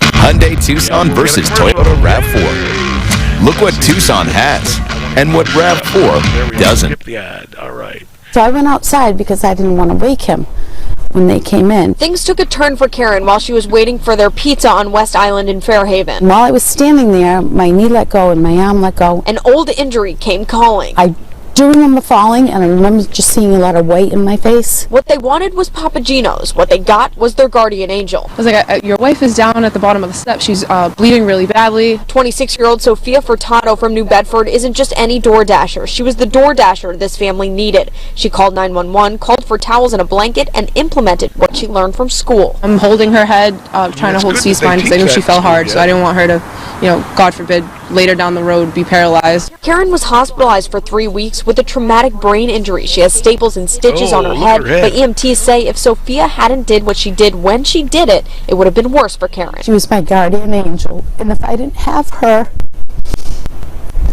I'd probably be dead. I actually wanted to be an EMT, but unfortunately, with kids and life took its own course, so I had to kind of make that sacrifice. So I have the background. I went through the whole schooling. I just needed to pass the test. Karen tells me Sophia they had someone that was actually trained to do that. Passed this test with flying colors. I thank the Lord with Sophia for just having that ability to know how to respond. Yesterday, Sophia was awarded for the heroic action. She got a plaque from Fairhaven Police, a pin from Karen and her family, and a scholarship from DoorDash. They awarded me $1,000 to go to an EMT school. So hopefully later down the road, I'll be able to use that. And Karen is willing to help Sophia every step of the way. It wasn't like a one-time I saved her life and never talked to her again. I already talked to her today. I'm like, what do you want me to do? I will totally help you with everything. I wish I could find a DoorDash guy that would just cut my grass for me. I'd be happy with that. That comes under Angie. Well, my tractor died on me, as you saw out there. I got the grass cut, but it died after that. I had 3 flat tires. and one of the bearings do it for you. One of the bearings in the tractor is out. I guess I'm going to have to get that fixed too. Well, I know somebody that may do it for you. Who? Tony. That's your friend. Mm-hmm. Well, I would pay him to do that. Yeah, bring arm. Bring our mower. I got a mower. I somehow get the mower over here. Well, I got a mower. I've got an electric push mower and a gas push mower, and I will get the tractor fixed. But yeah, I mean, just find out what he would want for it, and I would entertain it. Would have you probably set your price or something. What's that? He probably would have you set your price. Must have I'm not. sorry. No, you're up. Yeah. Why are you not? Well, he probably would have Okay, you there set you your go. price. All right. Well, I would talk to him. I would love to have someone do it because I'm going to be doing all these things with this acting thing, and it's taking up a lot of time. What am I, chop liver? Well, you work. Well, so does he, but. Well, would you do it? Yes, I would do it. Well, how would you get over here? Huh? How would you get over here? Well, you take the bus. No, the bus doesn't come out here. It goes as far as the park and ride. I'm sure we could figure something out. It would. I would. Either way. I would make sure she got home. You and Cheyenne. Yeah. You know. Hey, if my grass gets cut, that'll pay for your rent in my garage. You don't have a whole lot back there anymore anyway, but yeah. But she still got rent in my basement.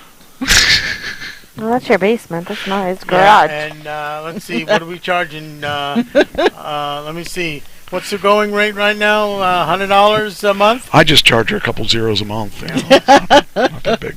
She works here, so it washes. Yeah. What's my storage bin right now? I mean, honestly, if we really want to be honest and truthful, if you were to take me or come get me and take me home or whatever, I'd just do that. I wouldn't do that to you. I would come and get you and take you home. And right, but I'm saying, that was what I'm saying my payment would be. If you would come and get me and take me home. We can take care of that other ways. We can do it other ways, you know. You see, though, Mike, she hasn't said anything about our lawn that is closer. I like to torture your mom. It's fun. You know. She hasn't said anything about our lawn that is closer. That's because Tony does ours. No. Yeah. But anyway, we could talk about it. I wouldn't have a problem paying you because I don't want to do it anyway. Anyway, so there we go. How about if you needed to get rid of your grandmother, what would you do? How would you get rid of your? I don't have one, so. I don't have one either. I don't have a grandmother. Okay. Well, then we got rid of them successfully. How did you do it? Natural causes. Natural causes, exactly. And how did you do it? Natural causes. Yup. Well, First was COVID. This person here had a better idea. COVID and health issues. Body of Florida woman, 98 or 93, found in freezer in her garage. The home was occupied by the mother's 64-year-old daughter, who told Sebastian police that she hadn't seen her mother, Marie, in some time. No one had been charged as of Sunday. And then it says here, police in Florida are investigating how a 93-year-old woman's body ended up in a freezer in her home. Oh. I think she tripped. I was going to say she crawled in it. Was she really that hot? Was it hot down there that it she had to cool off? Well, and it is Florida. It is Florida. The lid shut. Wait. How old were they? 93. Yeah, she was hitting menopause. That could be it. You know what that's like, right? Because you're 93 too. Hot flashes. She's hitting menopause. She had hot flashes. Oh, Lord help me. That's Trish logic. I get it from you. That's pretty good. You should patent that Trish logic stuff. I think I'm going to. So anyway, they found her in her freezer. She was really, she was just trying to get one of those pops. It's freeze pops. Well, after tomorrow, Michael and I may not be around. Why, are you going to crawl into a freezer? Mm-hmm. Okay. There's a lot of buzz going on Florida. Florida used to be the cheapest place to retire with. Yeah, and now look at Danny May. And now, Florida is the least affordable place to live now. Oh. The least affordable. And That's. to think your dad's down there. You know why? You know why it is, right? Yeah. Whose His dad? dad lives down there. His dad? Uh-huh. I thought he. Oh, okay. I thought he was. His mom's in Connecticut. Oh. I thought you guys visited him. No. No, I've only met him over video. I haven't visited my father in Florida yet. Oh. Okay. He just moved there, or what? No, he moved there.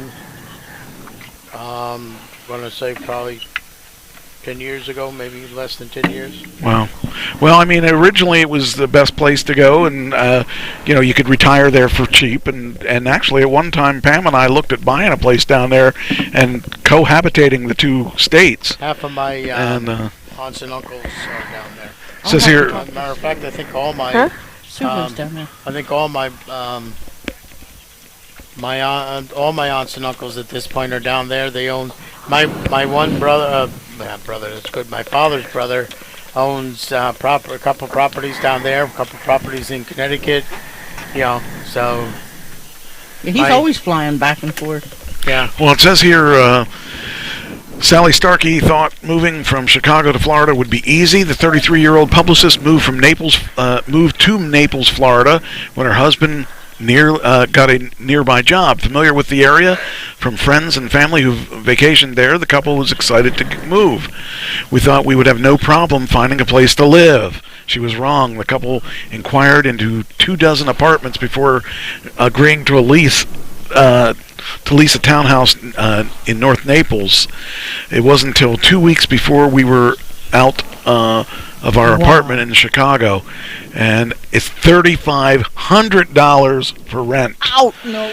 The rent of their 2-bedroom, 2-bathroom townhouse is about 20% more than what they paid in Chicago. Oh my and that would have been normally probably about $1,200 or less. Maybe they should go live on a cruise ship. Yeah, it would be. I think we've determined that would be $60,000 a year. Yeah, that's hard to believe. You think about that, man. That's $3,500. That's what you would pay if you were in New York. Yep. Nope. And that's what I was just going to talk about now. Is Miami is the least affordable place to live in the U.S. as rent prices rocket to $3,000 a month, while wages slump due to a surge of loaded New York tech workers flocking to the Sunshine State. Wow. So all these people decided they wanted to live in the Sunshine State, and I actually wouldn't mind living there, but I would not pay that. I don't have to pay. I mean, I own my house here, but if I wanted to sell my house now, I could make lots of money off of what I paid for it. Then you could afford the $3,000 a month to rent. But could I afford to buy what I wanted if I sold it? It really comes down to that more than anything, because I wouldn't want to sell this house unless I could find a place that I would really like, and I kind of find that difficult to think that I would find what I want. But it's been skyrocketing like crazy down there, and it's skyrocketing everywhere, but the worst place to believe that this is higher than it would be in New York. No, thank you. That's just unbelievable. You kind of follow this stuff, and you just wonder where in the world. Is Carmen San Diego? Yeah. In Carmen San Diego would be cheaper. So, I don't know. It's just kind of scary when you think about that. But this is what our President Biden has done. Thank you, President Biden. Best president ever. Yeah. Wrong. Yeah. It's not my president. But that's kind of scary when you think about it. All right. I guess I can probably end here. Let me just make sure there was nothing else. There were a couple things I wanted to cover this week, but we can't cover it all. Usually we get through 30 stories in a show. We got through about 25. Not bad. Now well, we spent a lot of time too on some of them. Yeah. We spent a lot of times on the VIP or RIP, excuse me. Yeah. I want to do this one last one. This is entertaining to me.